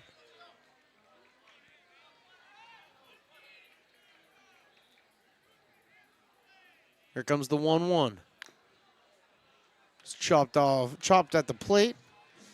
And over to the Kings dugout. So Hansen behind now. 1 ball, 2 strikes. Potters fans starting to get fired up. They want to see some fireworks here. And the fireworks they want to see after the game when the Potters win.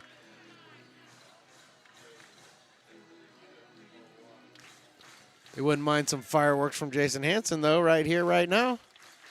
2-2. From the windup, here it is. Fouled off to the screen.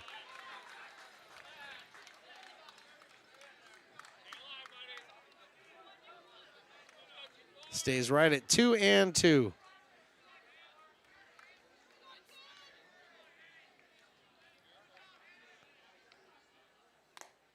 Two and two taken on the outside part of the plate for strike three looking.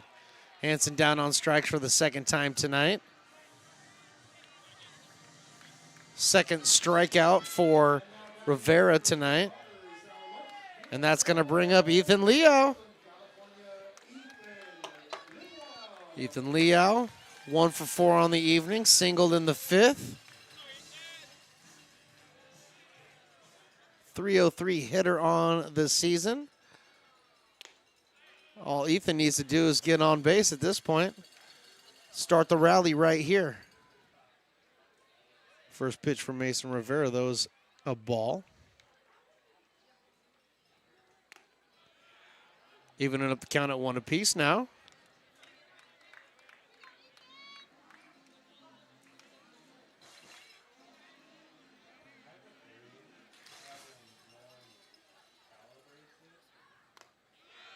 Ethan falls behind in the count now, 1-2.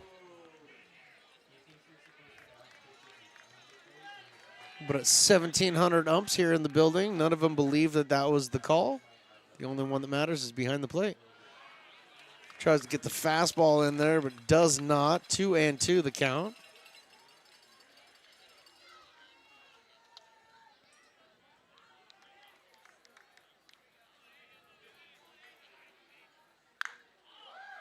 Ethan fouls this one out of play. Over into the West Coast Kings bullpen area. Andrew Wilford running after it feverishly out into the out into the bullpen. Here comes the 2-2. Got him swinging. So we're head to extras here in Lincoln. The Kings and the Potters tied at 5.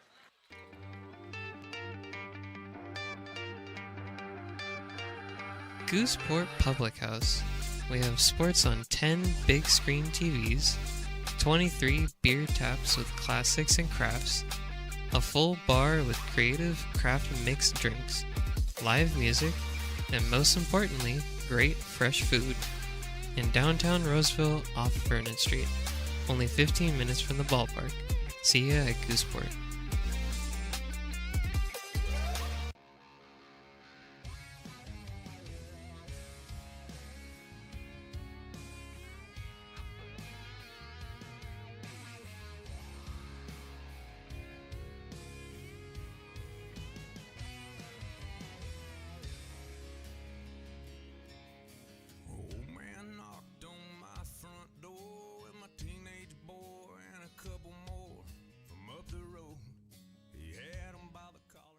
Hi, Bill Evans, President of the Placer County Association of Realtors. We're in the store, our conference facilities, an amazing team helps keep together an amazing organization, and we thank them all.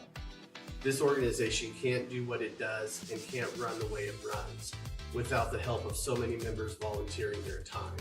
The success of the Placer County Association of Realtors is largely dependent on our active volunteer members to help our organization and industry. The work of our committees greatly impacts our ability to champion efforts across the board and giving back to the Placer County community wherever we can. Like all service organizations, I wanted to serve. And getting involved with the affiliate committee was the perfect way to do that. I love being able to serve my community with my business friends and other leaders and give back to those who are in need. The thing I love about the PCAR committees is they all work toward the same goal of bringing the community together to support those in need in our surrounding area. I instantly came to the meeting and had a wonderful time, felt like I was a part of something bigger, and it was just the start of my leadership journey.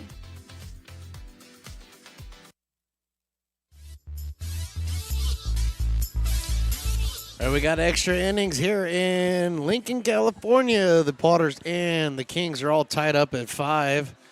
And we will use the international extra inning rules, runner on second base, to get things started. And right now we got a new pitcher on the mound, Peter Jensen, taking over for Evan Williams. Evan clearly went 1 inning, giving up absolutely nothing with 2 strikeouts. So Peter Jensen now due up, and Vince Vanderwall will be out at second base, and the leadoff batter for the 10th inning, Luke Euler. So Luke Euler standing in. Vanderwall out at second base. Peter Jensen coming in, and we are about ready to start the 10th inning.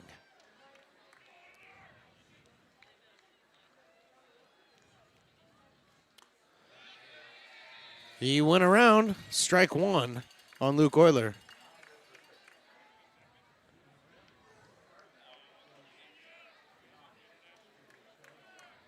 Final up in Healdsburg. Packers won over the Mudcats 7-1. Next pitch is in there for a strike. So no balls, 2 strikes on Luke Euler.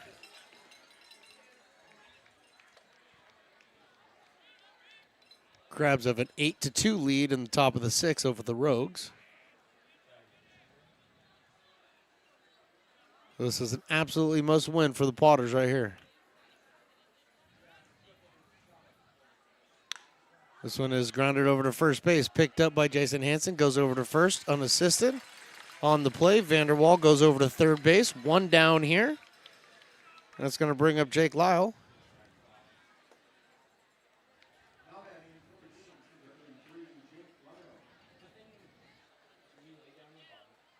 Lyle 1 for 3 on the evening. Also walked in the 7th. Lyle at a Loyola Marymount. Designated hitter for the Kings tonight.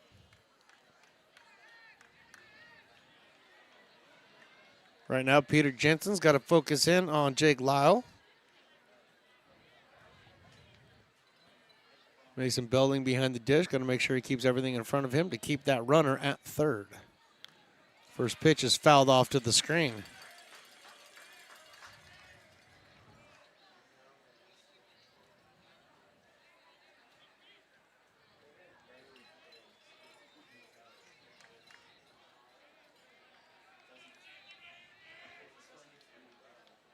So the right-handed batter with his red helmet on, he's ready. Slightly closed stance. Peter Jensen delivers. This one is grounded out to third base. They're coming home with it. They apply the tag, and he's safe.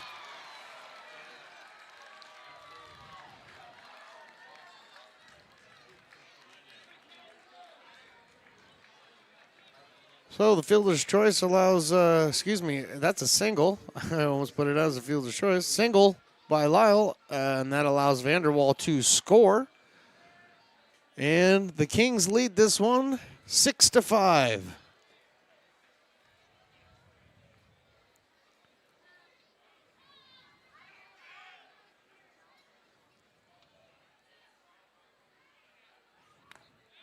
Jensen's first pitch to Ferruda is in there for a strike. Lyle taking his lead over at first base, being held down by Hansen.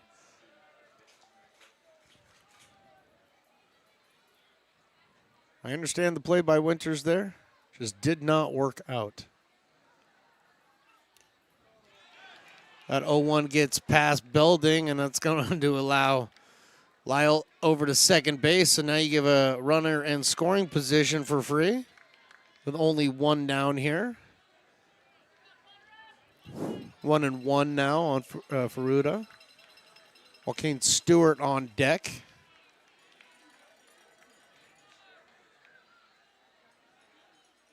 Kings lead this one now 6-5. This fly ball looks like it's going to get out of play over to the right side, and it does. It gets out of play and into the parking lot. So Fruit in the hole 1 and 2 now.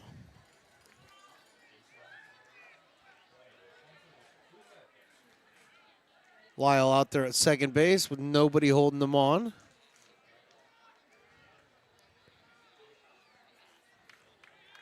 Right now, Jensen needs to get the out right here. 1 and 2, here it is. Fouled off to the screen. Good battle by Ferruta.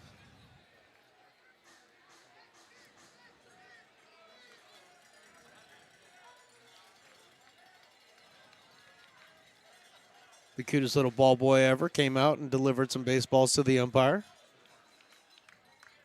Adorable.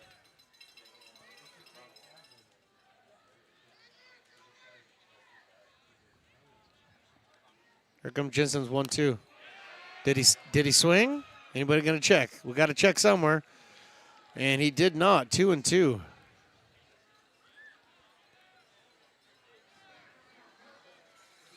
I actually thought the home plate umpire probably had the best look at that of anybody. But he said no swing, so it is no swing. Here comes the 2-2 pitch with 1 down here, top of the 10th. Strike 3. 2 down. So Ferruta strikes out for his second time tonight. And that's going to bring up Joaquin Stewart.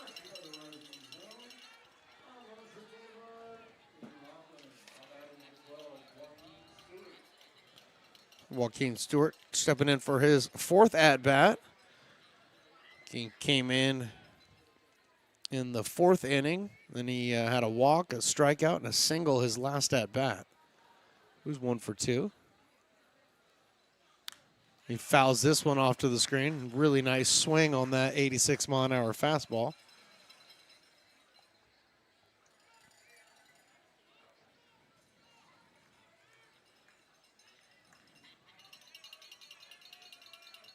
Wind starting to pick up just a little bit, blowing straight in towards us.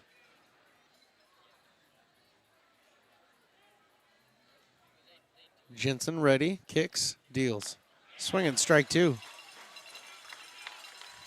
He went upstairs with the 84-mile-an-hour pitch. Got Stewart to swing through that one.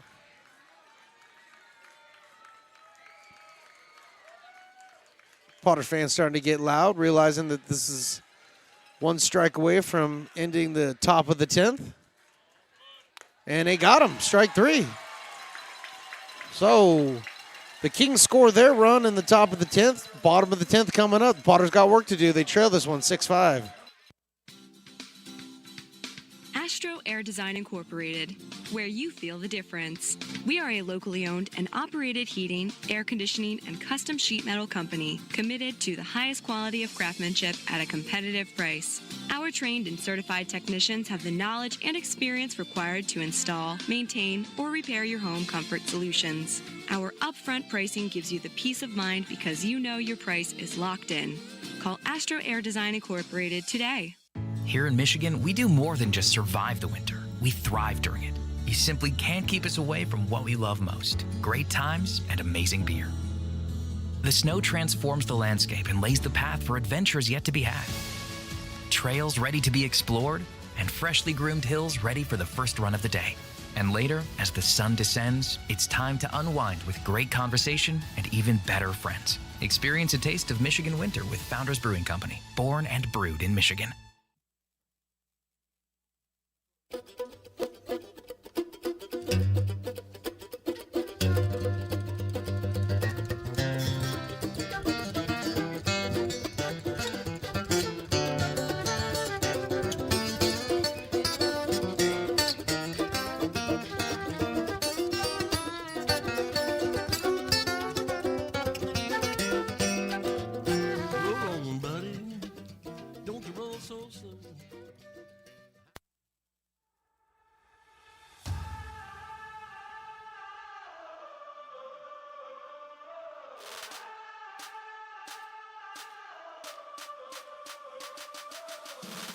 You are laborers rising. And now you understand where we came from, what solidarity means, and what we have ahead of us. No one's going to defend us. Bottom of the 10th inning. Potter's got to do a lot of work here in the bottom of the 10th to get this thing going. Looks like we have a pinch runner for Ethan Liao out at second base. I'll have the engineer look out at second base and tell me who it is. Is who? Cole Eaton running for Ethan Liao out at second base. Tristan Russell is going to be facing Mason Rivera. And before we even get started, Rivera steps off. Freshie kind of tries to sneak in behind Eaton out there. And 1,700 umpires called balk. First pitch for Mason Rivera is at 92 miles an hour right at the knees for strike one.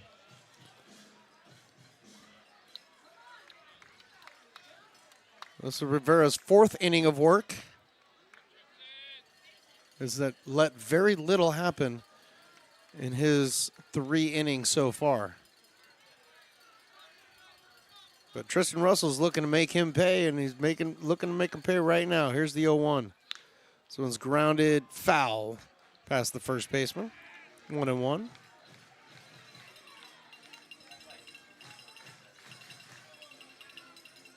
Rivera coming in relief of Dylan Hapfordson, who went 3 innings, giving up 4 hits, 3 runs, all 3 earned.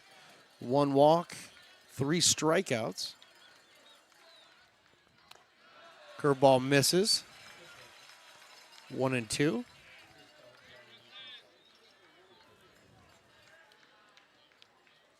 Rivera's got 3 strikeouts so far in his appearance here.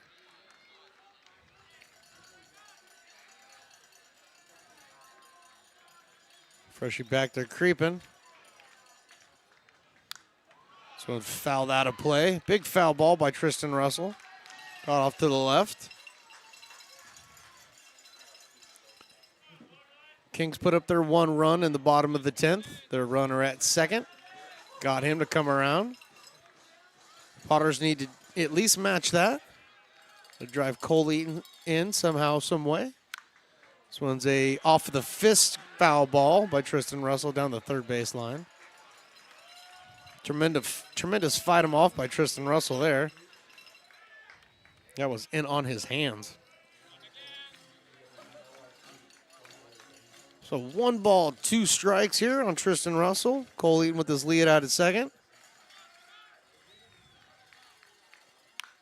And he grounds this one over to first base. Stewart picks it up and takes it to first base unassisted, but on that play, that allows Cole Eaton to get over to third base.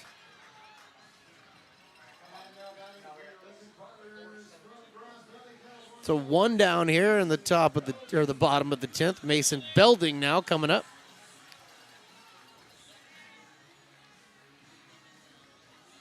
And before Mason Belding gets an opportunity to do anything, Eli Garcia comes up, has a quick conversation with Belding. Make sure that they're on the same page. You can tell by our cameras, all of the Potters are out of the dugout over there. They're all cheering on their boy, knowing that this is such a very important game, especially because the Crabs are leading the Rogues in Humboldt right now, 8-2.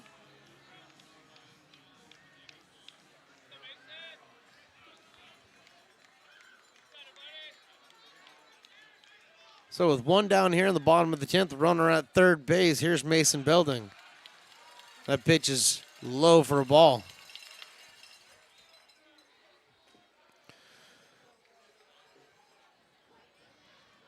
Belding doubled in the 3rd, singled in the 6th, also popped out in the 7th. That pitch is inside.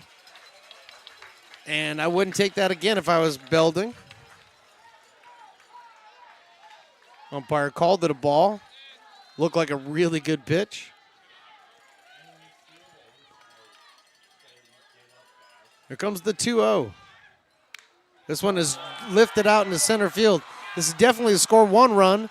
And out to the left fielder. Lee fields it, catches it, fires it in, and the Potters tie this one up at 6.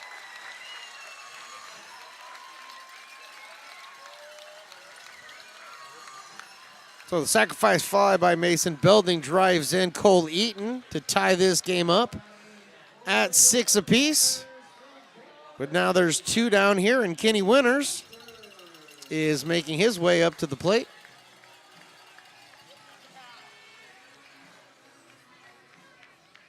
Winters is 2 for 4 on the night with a couple of singles.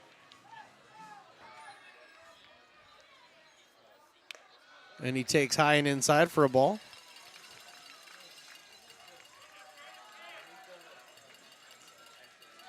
The Potters did exactly what the Kings did in the top half of the inning. They scored their runner from second. Now they got to find a way to get one more in. Winters ahead in the count, 2 balls and no strikes. This one's hit into the gap. Is this going to get down in front of the left fielder? It does not. Lee is there to put it away, and we head to the 11th, tied at 6.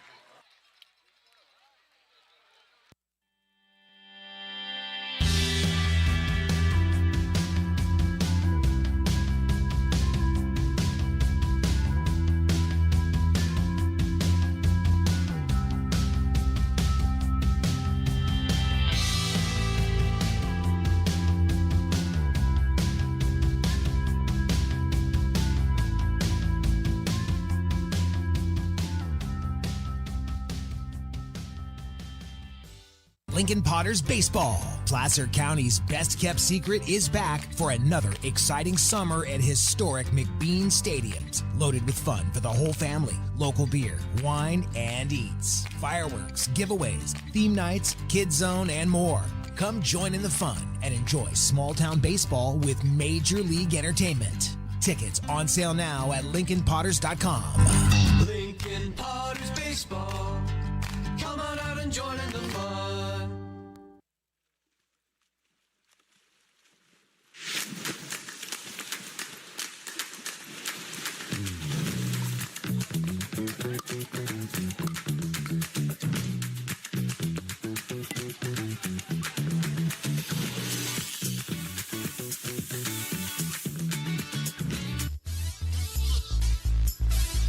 Top of the 11th inning.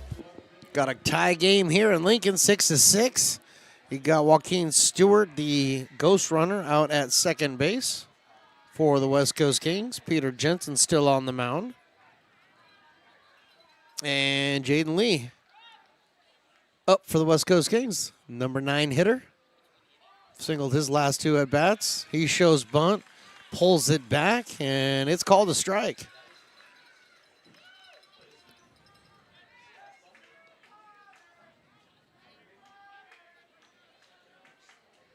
Peter Jensen in his second inning of work. Comes set, looks at the runner back at second base, and delivers. And he shows bunt, and he pops it up, and it comes back out of play. If the shade structure wasn't here, Willie would have caught that one. But exactly what Peter Jensen was trying to do, quickly get ahead of Jaden Lee, 0-2.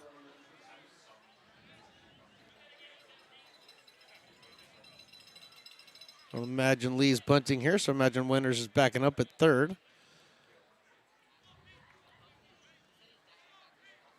You never know. It is Summer League baseball, though. He does not. He swings away. Line drive to second. And Story has it. Flips it over to Tristan Russell, but getting back in time is Joaquin Stewart. So line drive to second base for the first out. Back to the top of the lineup, and that's going to bring up Dario Freschi.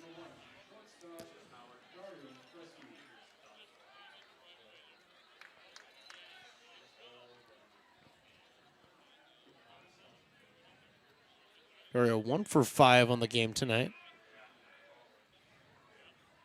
Takes strike 1. 88-mile-an-hour fastball.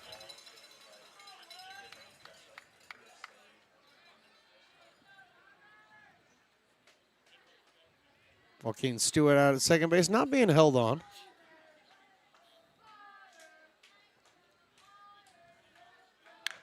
This one is a ground ball over to Hansen. He picks it up, throws it over to first. Covering is Jensen, and they get the second out.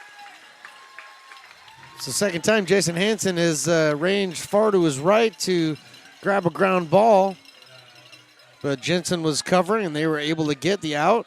On his way over to third is Joaquin Stewart, but now there's 2 away. Teo Thompson now finding his way back up to the place. He struck out in the 9th inning.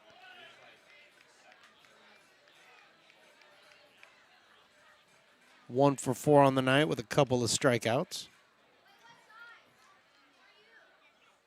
And he lines this one into right field, a base hit. That's going to score Joaquin Stewart from third and give the Kings a 7-6 lead. Thompson comes through for his Kings. And they take a 1-run lead here in the top of the 11th.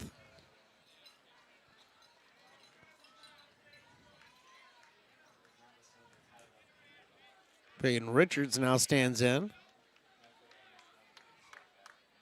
Jensen checks the runner over at first. That one's in there. It is not in there. It's inside and low for a ball.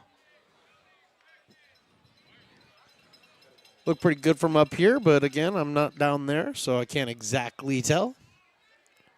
So Jensen behind, 1 ball and no strikes.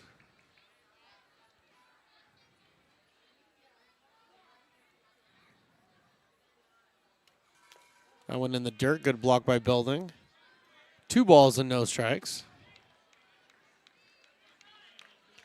The Potters were able to get the first 2 outs without allowing that ghost runner to score. Unfortunately, Thompson steps up and drives him in with the single.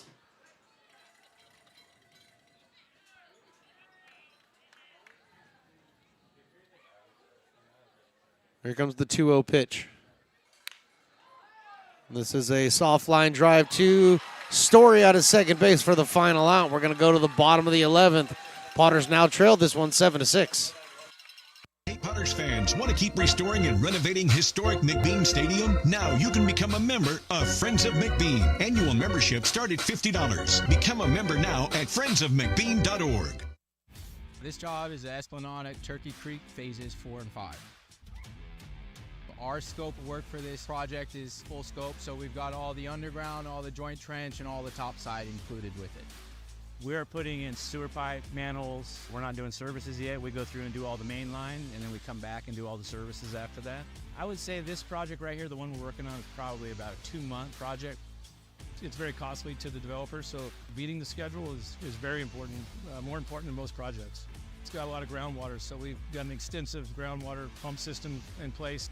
It's just cool to be a part of the built environment and know that for the next 100 years that people are going to use and enjoy what we've created here today.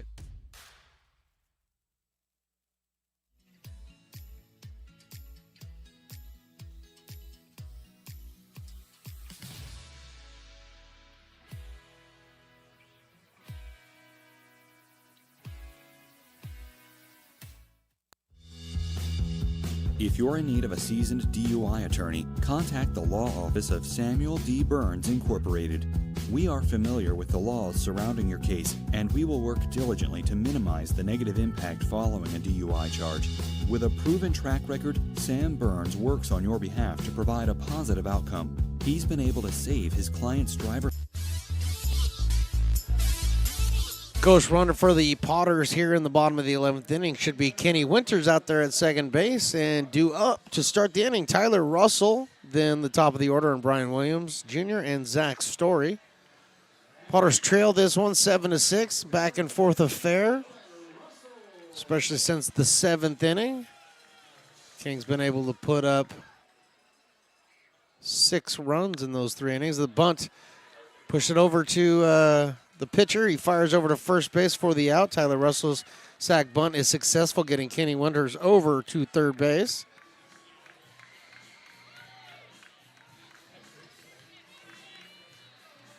So Tyler Russell's out on the sacrifice, but Brian Williams now comes up with the runner on third and 1 down.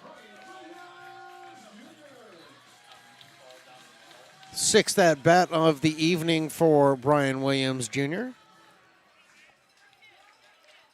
Officially 1 for 4. And he hits this one to second base. Second base is going to come home with it. They tag. There is no tag because the Vanderwall cannot hold on to it. Second baseman threw it. Ferruda threw it home instead of going to first to get the shore out and have 2 down. And that allows the run to score. Single for Brian Williams. Now runner on first. Only 1 down here. And Zach Story, the number 2 hitter for the Potters, is stepping up to the plate. I understand the desire to want to go home with that ball. And at some point in time, you do have to break the spell, but he was playing way far back at second base. I'm not sure he really ever had a shot at getting him at home. First pitch that Zach Story sees. Ooh, boy. It's been a long night, you can tell. I can look over at my engineer and tell it's been a really long night. Zach Story takes a strike. Story 1 for 4 also. He squares the bunt, pulls it back. It gets called a strike, but Brian Williams takes off for second base, and he's in there standing.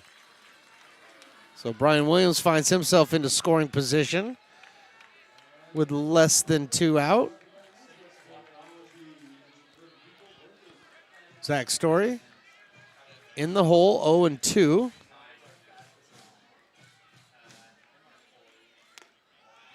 That one's outside off the plate, 1-2. You hear a lot of the Kings bullpen and dugout screaming after that pitch. But it was not a strike. Rivera's 1-2 pitch. Here it is. Outside 2-2. Good, easy take for Zach Story. Singled and drove in the first 2 runs of the game for the Potter back in the second. Drew a walk and scored in the 6th. So he's been part of the process. He could send us home happy right now. 2-2, here it is. Swinging, strike 3. So now there are 2 down. And Ty McGraw makes his way up to the plate. And the Kings are doing what I figured they would do. They're going to give him the intentional pass. But you go ahead and let him give him the intentional pass, because the last time this happened here at this park, Ty McGraw was given the intentional walk. Jason Hansen came up and ended the game with a home run. Last year he did that. Ended it with a 3-run shot. Ended the game a couple days ago with a grand slam. So now he's up here facing Mason Rivera. And the first pitch he sees is high and inside for a ball. But Hansen doesn't need to take this one over the wall. He just needs to put it into a gap here. Williams can score from second. He'll be getting a good jump. Rivera kicks and deals. Hansen fouls this one out in the parking lot. 0 for 5 tonight is Hansen, so it's a perfect opportunity to get your first hit.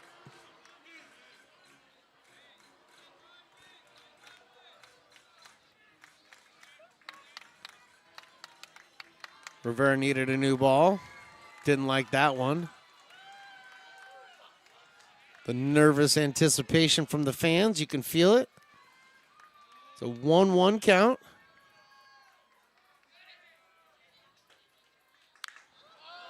Lifted high and deep into left field. This will be foul. And it does get out of play, but boy, did Jason Hansen just give everybody flashbacks. Everybody just got flashbacks.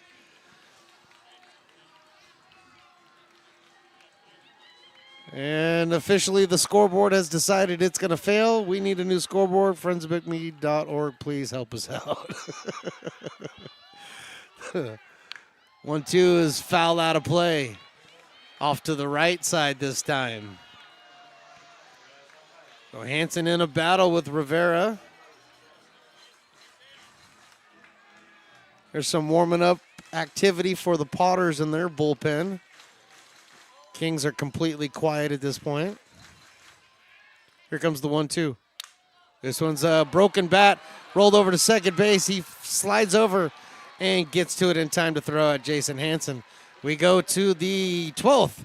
Tie game, 7 apiece. Lincoln provides all the charm of a small town, yet still provides access to excellent local medical care. At Lincoln Urgent Care, you can find expert services and a compassionate staff available 7 days a week. Our friendly front desk staff will welcome you when you come into our brand new facility. Your wait time will be minimal at our walk-in clinic, unlike the emergency room.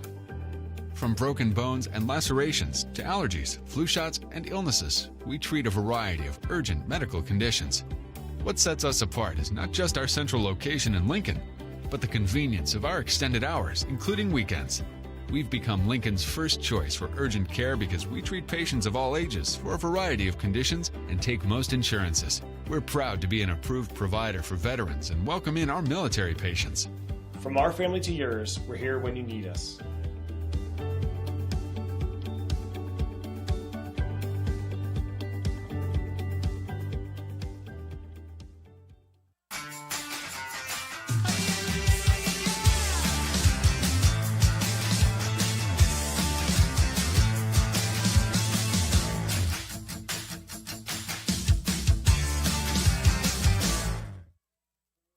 Hey, baseball fans, you may have noticed our scoreboard goes out from time to time. You can help us get a new one. Give $20 and get a chance at winning 2 tickets to some of the region's biggest events, like the Outlaw Festival with Willie Nelson, Bob Dylan, and John Mellencamp, a Sacramento Kings game, or Ringling Brothers Circus. All proceeds benefit the Big Swing Capital Campaign. You can buy now at friendsofmcbean.org.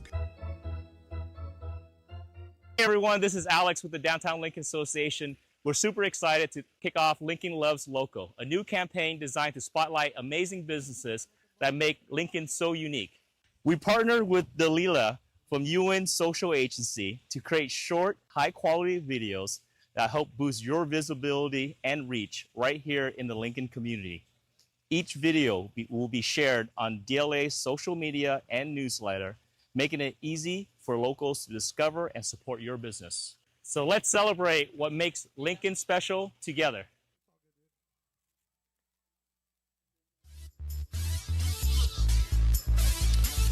Back for the top of the 12th inning here. 7-7 ball game. Peyton Richards, the ghost runner, out at second base. Vince Vanderwall up. New pitcher on the mound. Cam Lee. The first pitch that Cam throws is fouled out of play. Oh, no, that's all right. I got this. I'll make this one work. I will make this work.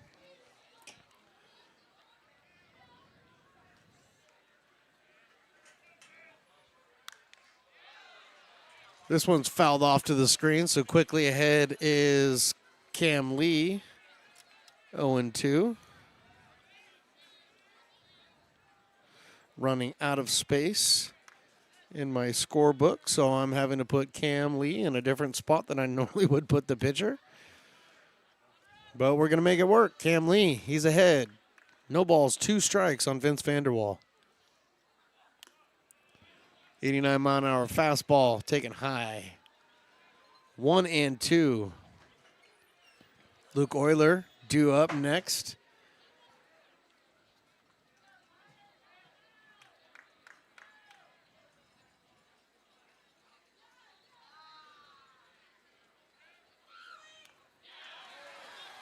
That one's swinging strike 3, but it gets past Belding and safely to first is Vince Vanderwall. So the strikeout is recorded, but there is no out. And he reaches to first, and on the play, Peyton Richards finds himself now over at third base. So Eli Garcia bringing the troops together. Gonna have to have a conversation about this one. It's a tough pill to swallow right now. Potters had a one-run lead going into the late innings here in this game. Gave up the tying run there in the ninth.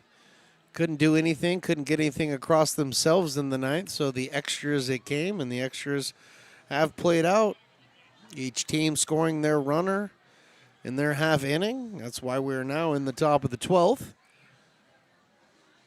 And the importance of this game cannot be understated for the Potters. Right now they have a one-game lead in the PEL over the Crabs. The Crabs are winning right now up in Humboldt, 8-2 over the Rogues.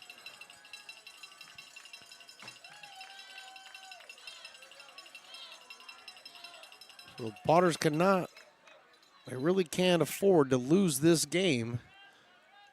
A loss does not mean they're out of it, but it's going to make it really tough.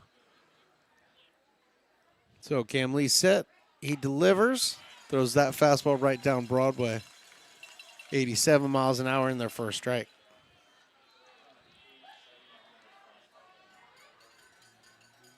Oiler 1 for 5 so far. The lefty. Bat waggle, he's ready. Swings through that one. So again, quickly ahead is Cam Lee, 0-2. So got ahead of Vanderwall, 0-2. Now he's ahead of Euler, 0-2.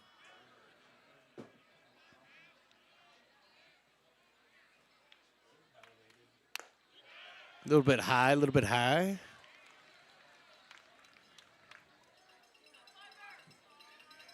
Nice pitch after the off speed. He was able to get the off speed in their last pitch. So changed the sight line, changed the speed a little bit. 1-2. Good block by Belding back there. He throws down to second base. It's not in time. It's a really, really good shot, but was not in time. And stealing that one is Vanderwall.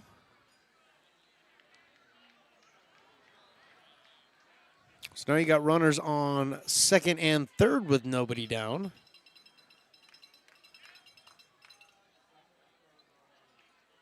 2-2. Cam Lee delivers. High.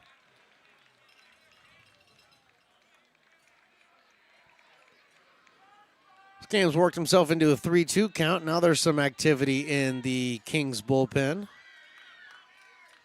It's been a while, but now there is. Full count. And the walk. So, bases loaded, nobody out here in the top of the 12th inning. Not exactly what the Potters were hoping for. But Jake Lyle now comes up, the designated hitter. Got 2 hits on the night tonight. It's 2 for 4. Couple of singles.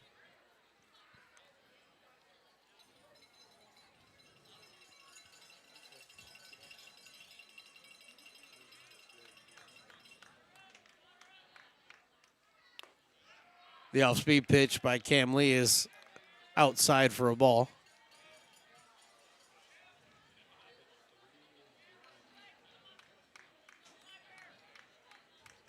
Potters fans trying to get behind their squad right now. But the bases are loaded with nobody out here. Top of the 12th.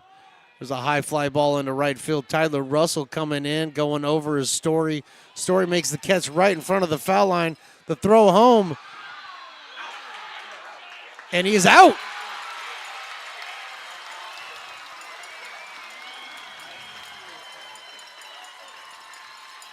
Beautiful catch by Story at second base, coming all the way across into foul territory to catch that one.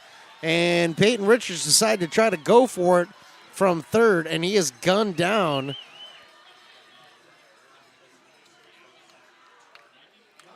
By Story as well. So now you go from bases loaded, nobody out, to runners on first and third, 2 out.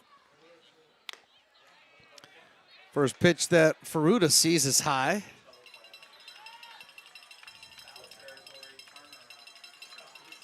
So we've seen in the last several days, we've seen some very interesting double plays come about. Not your traditional double play in the slightest, but that absolutely worked.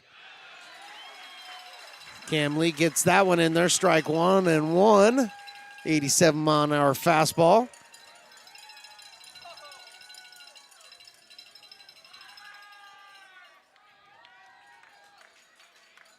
Euler over at first being held on. Vanderwall now at third. And this one's hit into left field for a base hit. Vanderwall's going to come in and score. Heading over to second base is Euler. And Ferruda with the nice single.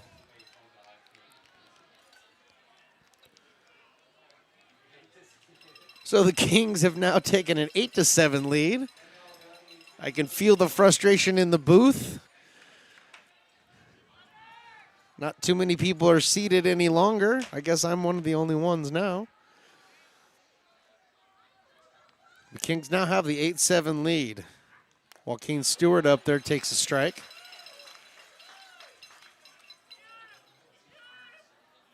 Joaquin did not start tonight's game, but has had 4 at-bats so far. Working on a bat number 5 right here. A little bit high, 1-1.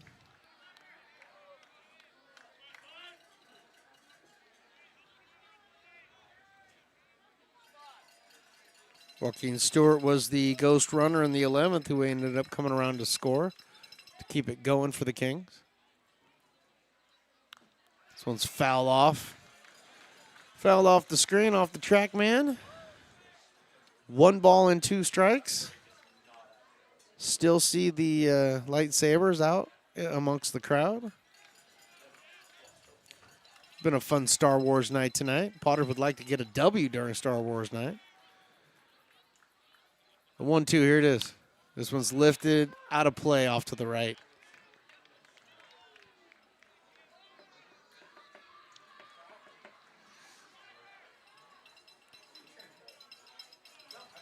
Whomever was warming up for the Kings in their bullpen is done now. Umpire adjusts the mask. Points out there to Cam Lee, gives him the okay. Here it is. This one's hit into right field. This is going to be foul.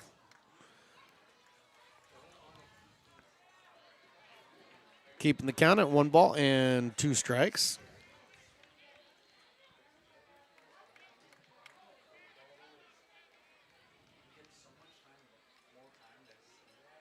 Potters don't want it to, but if it does continue in this inning, Jaden Lee would be due up next. But here's Cam Lee's 1-2. Good block back there by Belding.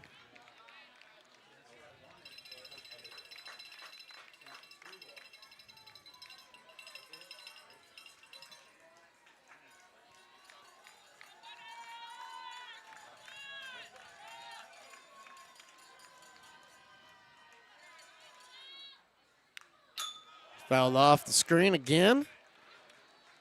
As you could probably hear it hit the pole pretty hard. 2 balls, 2 strikes. Cam Lee versus Joaquin Stewart. Runners on first and second. Kings lead by 1. This one's fouled out of play. Quite the battle going on between Stewart right now and Cam Lee.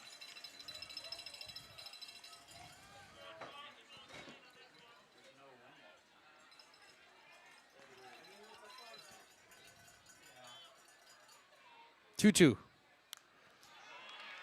Tell me if you heard this before. Fouled off the screen, off to the right. Stewart staying alive up there. Making Cameron Lee work. Potters trail this by 1 with 2 down here. Top of the 12th inning. Outside. Run on the count full, 3-2.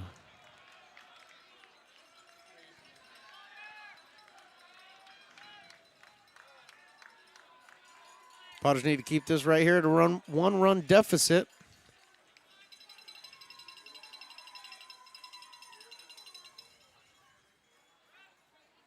Runners take off. Ball is fouled. Stewart fouled that off his fists.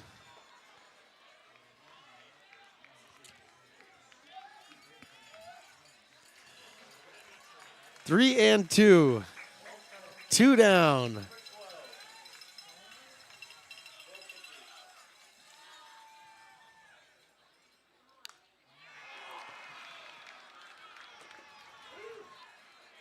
I do believe that was the 13th pitch of the at-bat. Pretty much chalk up the last 6 to being fouled out of play. I see the angst amongst the fine folks in the press box. Everybody's waiting for this one. Come on, 3 and 2. Here it is. Ball 4.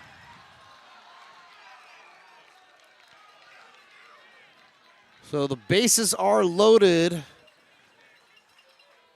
of Kings right now.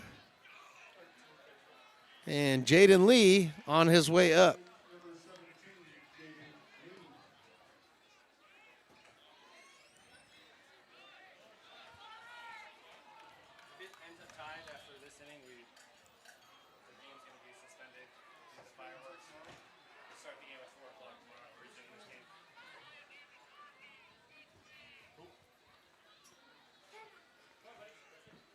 So Eli Garcia coming out. Just got word from the president of baseball ops around here, Matt Lundgren, the man.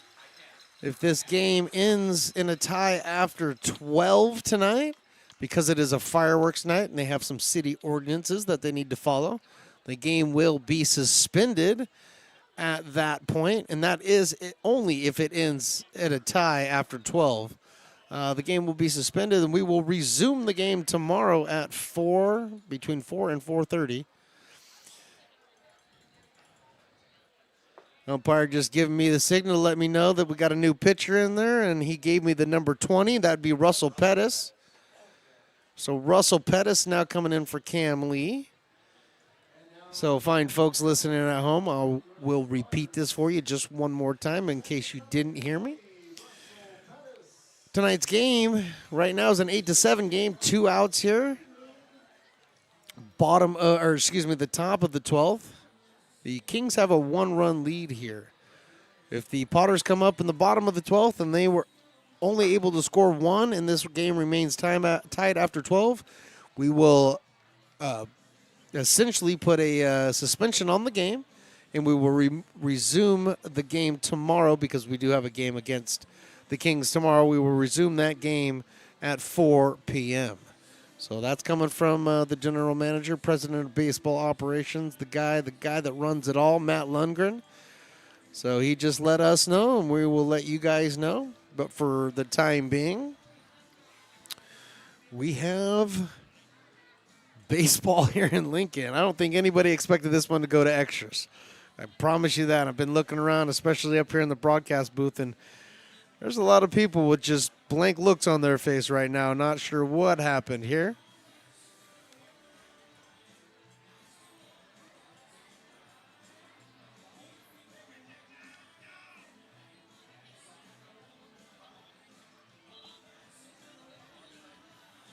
But Russell Pettis now on the mound.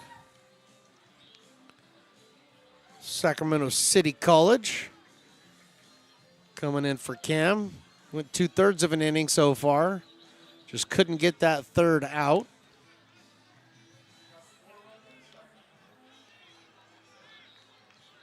But you got runners at first. You got runners at second. You got runners at third. You have Jaden Lee, the hitter at the plate right now.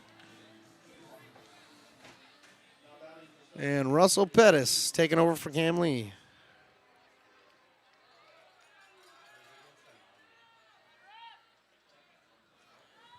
Russell's first pitch. Here it comes. Low for a ball.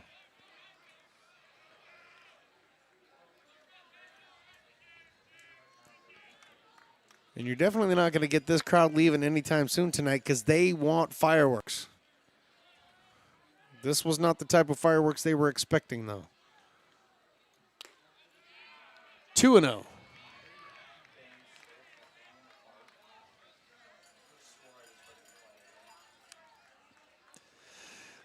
Here comes the 2-0 pitch by Russell Pettis. Jaden Lee standing in there for his 5th at-bat. Lee takes high. So quickly, Jaden Lee is ahead in this count, 3 balls and no strikes.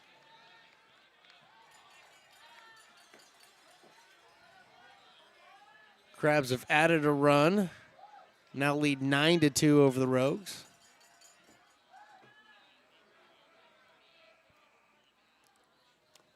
And that walks in a run.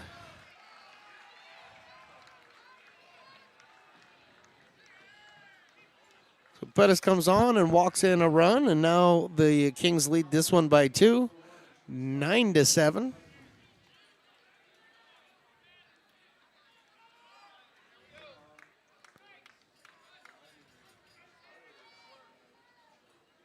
So Joaquin Stewart now over at second base. Kevin Ferruta at third base. That first pitch is out. Misses for a ball. Dario Freschi getting his 7th opportunity tonight at the plate. He takes that one in there, first strike, 1-1. So officially 1 for 6 on the night is Dario Freschi.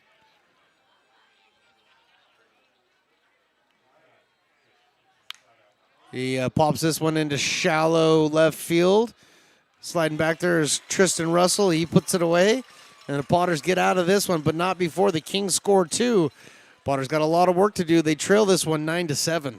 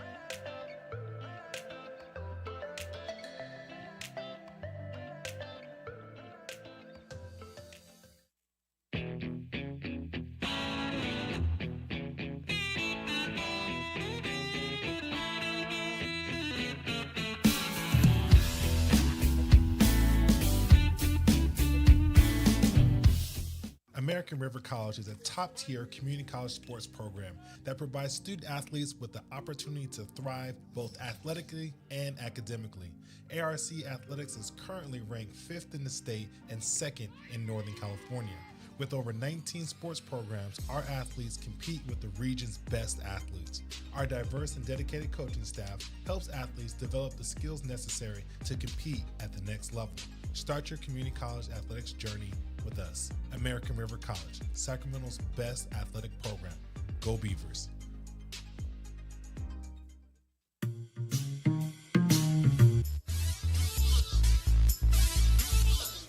Back here for the bottom of the 12th inning.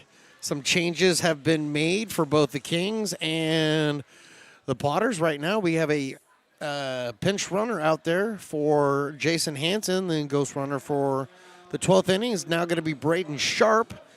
And a new pitcher on the mound, Brady Spencer. Brady Spencer coming in relief of Mason Rivera, who went 4, possibly 5. I'm going to have to go through my book a little bit better. But right now, Potters trail this one by 2, so they got a lot of work to do. First pitch is lifted up, and is it going to get out of play? It is going to get out of play and just barely gets over the fence. So Cole Eaton and Tristan Russell and Mason Belding due up. Cole Eaton came in replace of Ethan Liao. Took over for him out in left field.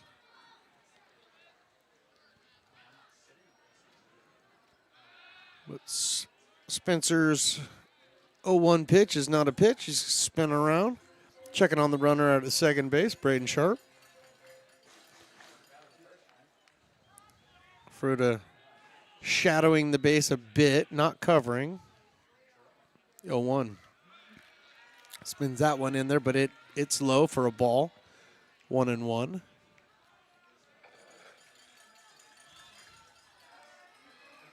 Spencer trying to get that curveball over. See if he can't do anything with it. The Let's Go Potters chants finally getting going here. Potters in a little bit of trouble here. Down 2. Bottom of the 12th. Swing and strike. 1-2 now on Cole Eaton.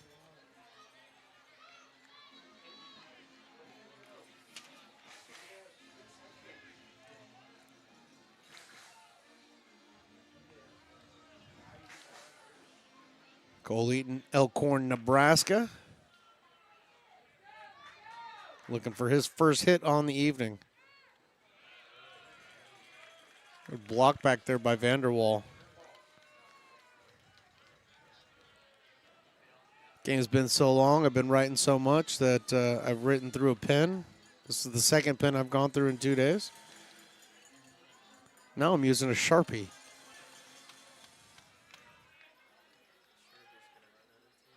Here's the 2-2. This one's right up the middle, base hit. Around third, coming in to score. It's Braden Sharp, and he does not. They held him up.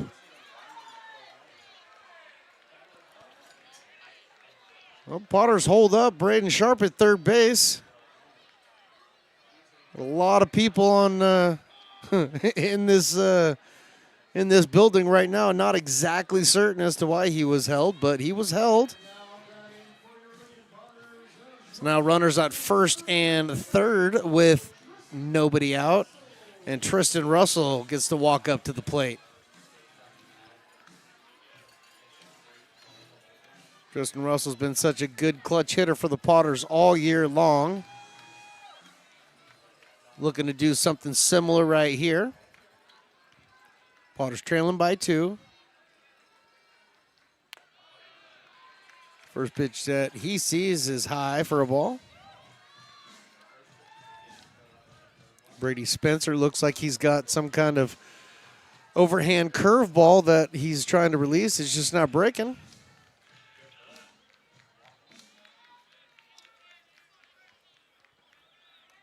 Spencer set, looks in and deals. Pours that 84-mile-an-hour fastball in there. Even in the count at 1 apiece.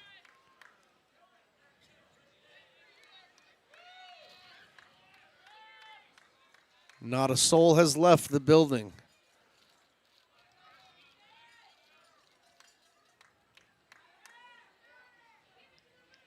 Here comes the 1-1.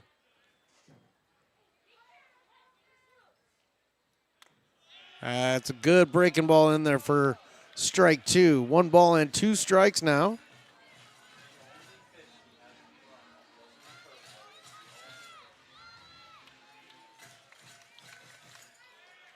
So Tristan Russell behind now. 1 ball and 2 strikes. Got his buddy out there, Braden Sharp, on third. Another friend of his, Cole Eaton, over at first.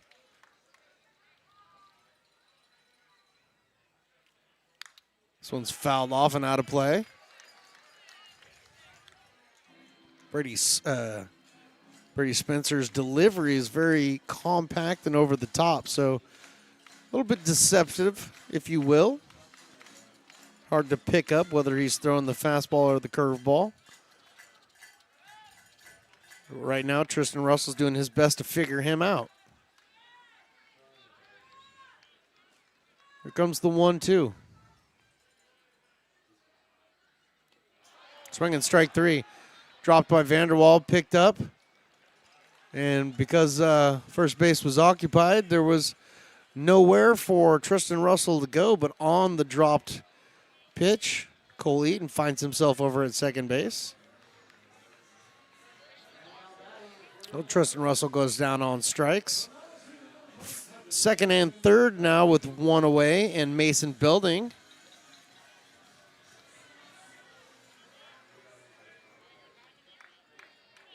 Belding had a sac fly in the 10th to get the Potters their run to extend it to the 11th.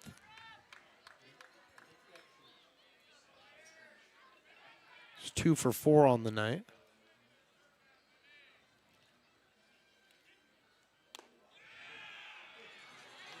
Belding takes a good looking pitch that I think a lot of people thought was a strike, but it was called a ball.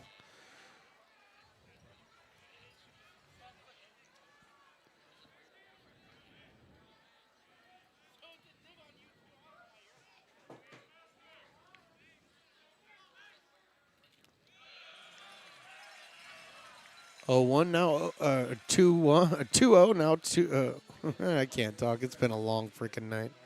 1-0 is now 2-0 is what I'm trying to say as I'm looking around, doing a million other things. Not paying attention to the numbers that are in front of me. Belding in a very hitter-friendly count. 2 balls, no strikes here. Inside, 3-0.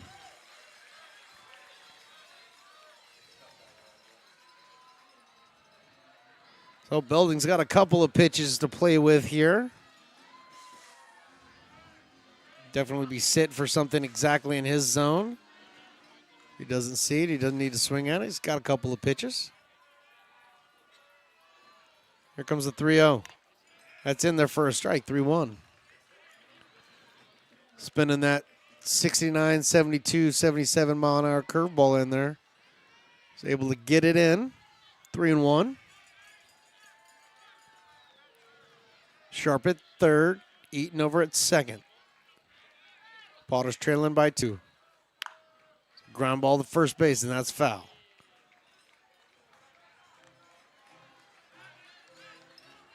So Sharp back to third. Cole Eaton retreating back to second. Brady Spencer, the West Coast Kings pitcher,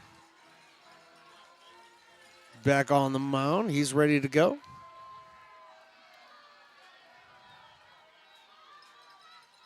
Here comes the 3-2. This one's drilled into right field, but that's going to get foul. Beautiful swing by Belding, just out in front of it a little bit. Pulled it. Pulled it foul down the right field line. The exacerbation amongst everybody in the press box. It's becoming even more palatable. Mason takes that one down low, ball 4. So the Potters have got the bases loaded here with 1 down.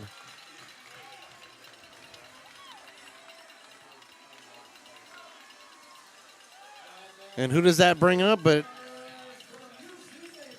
a pinch hitter for Kenny Winters? That would be number 35, Everett Johnson.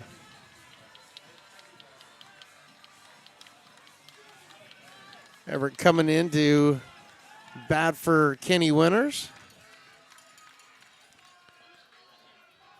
Now we got some fans on their feet now.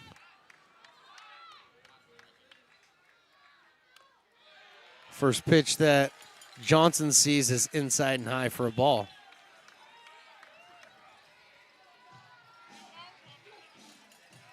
Final from Humboldt.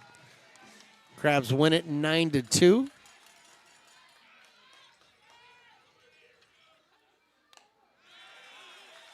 Oh, and taken just off the plate for a ball, 2-0. So now the Crabs are a half game behind the Potters right now for the second spot in the PEL.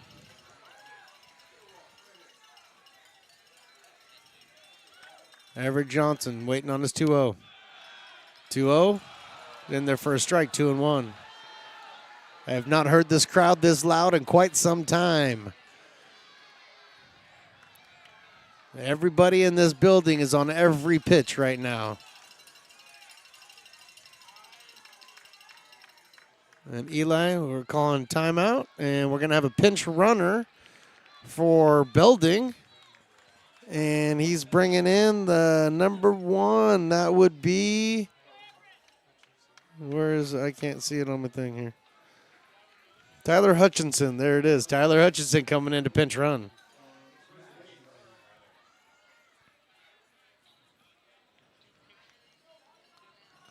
So the speedy pitcher now comes in for Mason Belding. So the Potters are laying it all out here right now. They need 2 to tie, 3 to go home. That's a spinner in there for a strike, 2-2.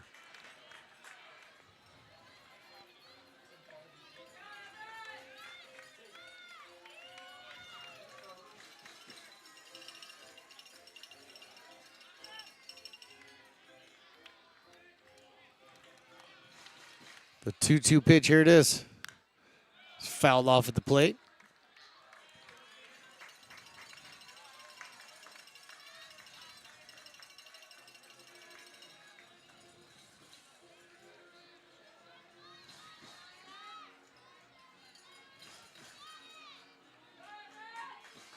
Two balls, 2 strikes.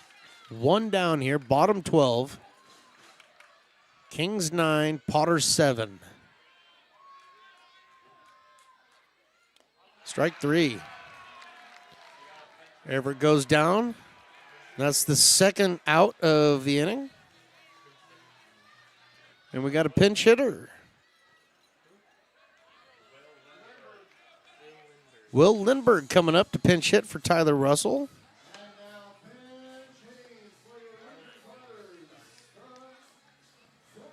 So Will Lindbergh coming in. And he will be the final hope for the Lincoln Potters here. Bases full of Potters. 2 down.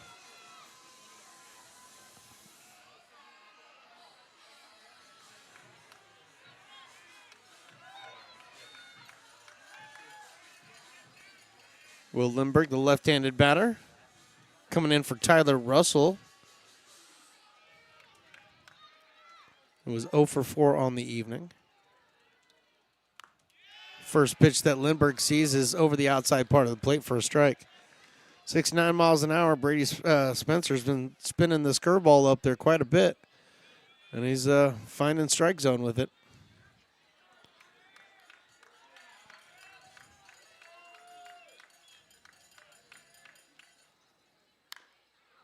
Foul ball, now 0-2. Potters down to their last strike.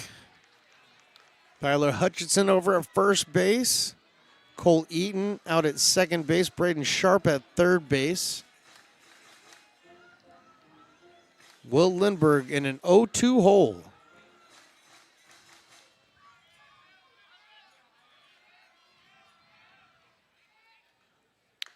This one's a ground ball over to first base. Coming in to Stewart. Unassisted. Put out. And the Kings get this W. Potters lose 9-7. We'll be back really quick with a post game right after this on the Stones Broadcast Networks. Hey, baseball fans, you may have noticed our scoreboard goes out from time to time. You can help us get a new one. Give $20 and get a chance at winning 2 tickets to some of the region's biggest events, like the Outlaw Festival with Willie Nelson, Bob Dylan, and John Mellencamp, a Sacramento Kings game, or Ringling Brothers Circus. All proceeds benefit the Big Swing Capital Campaign. You can buy now at friendsofmcbean.org.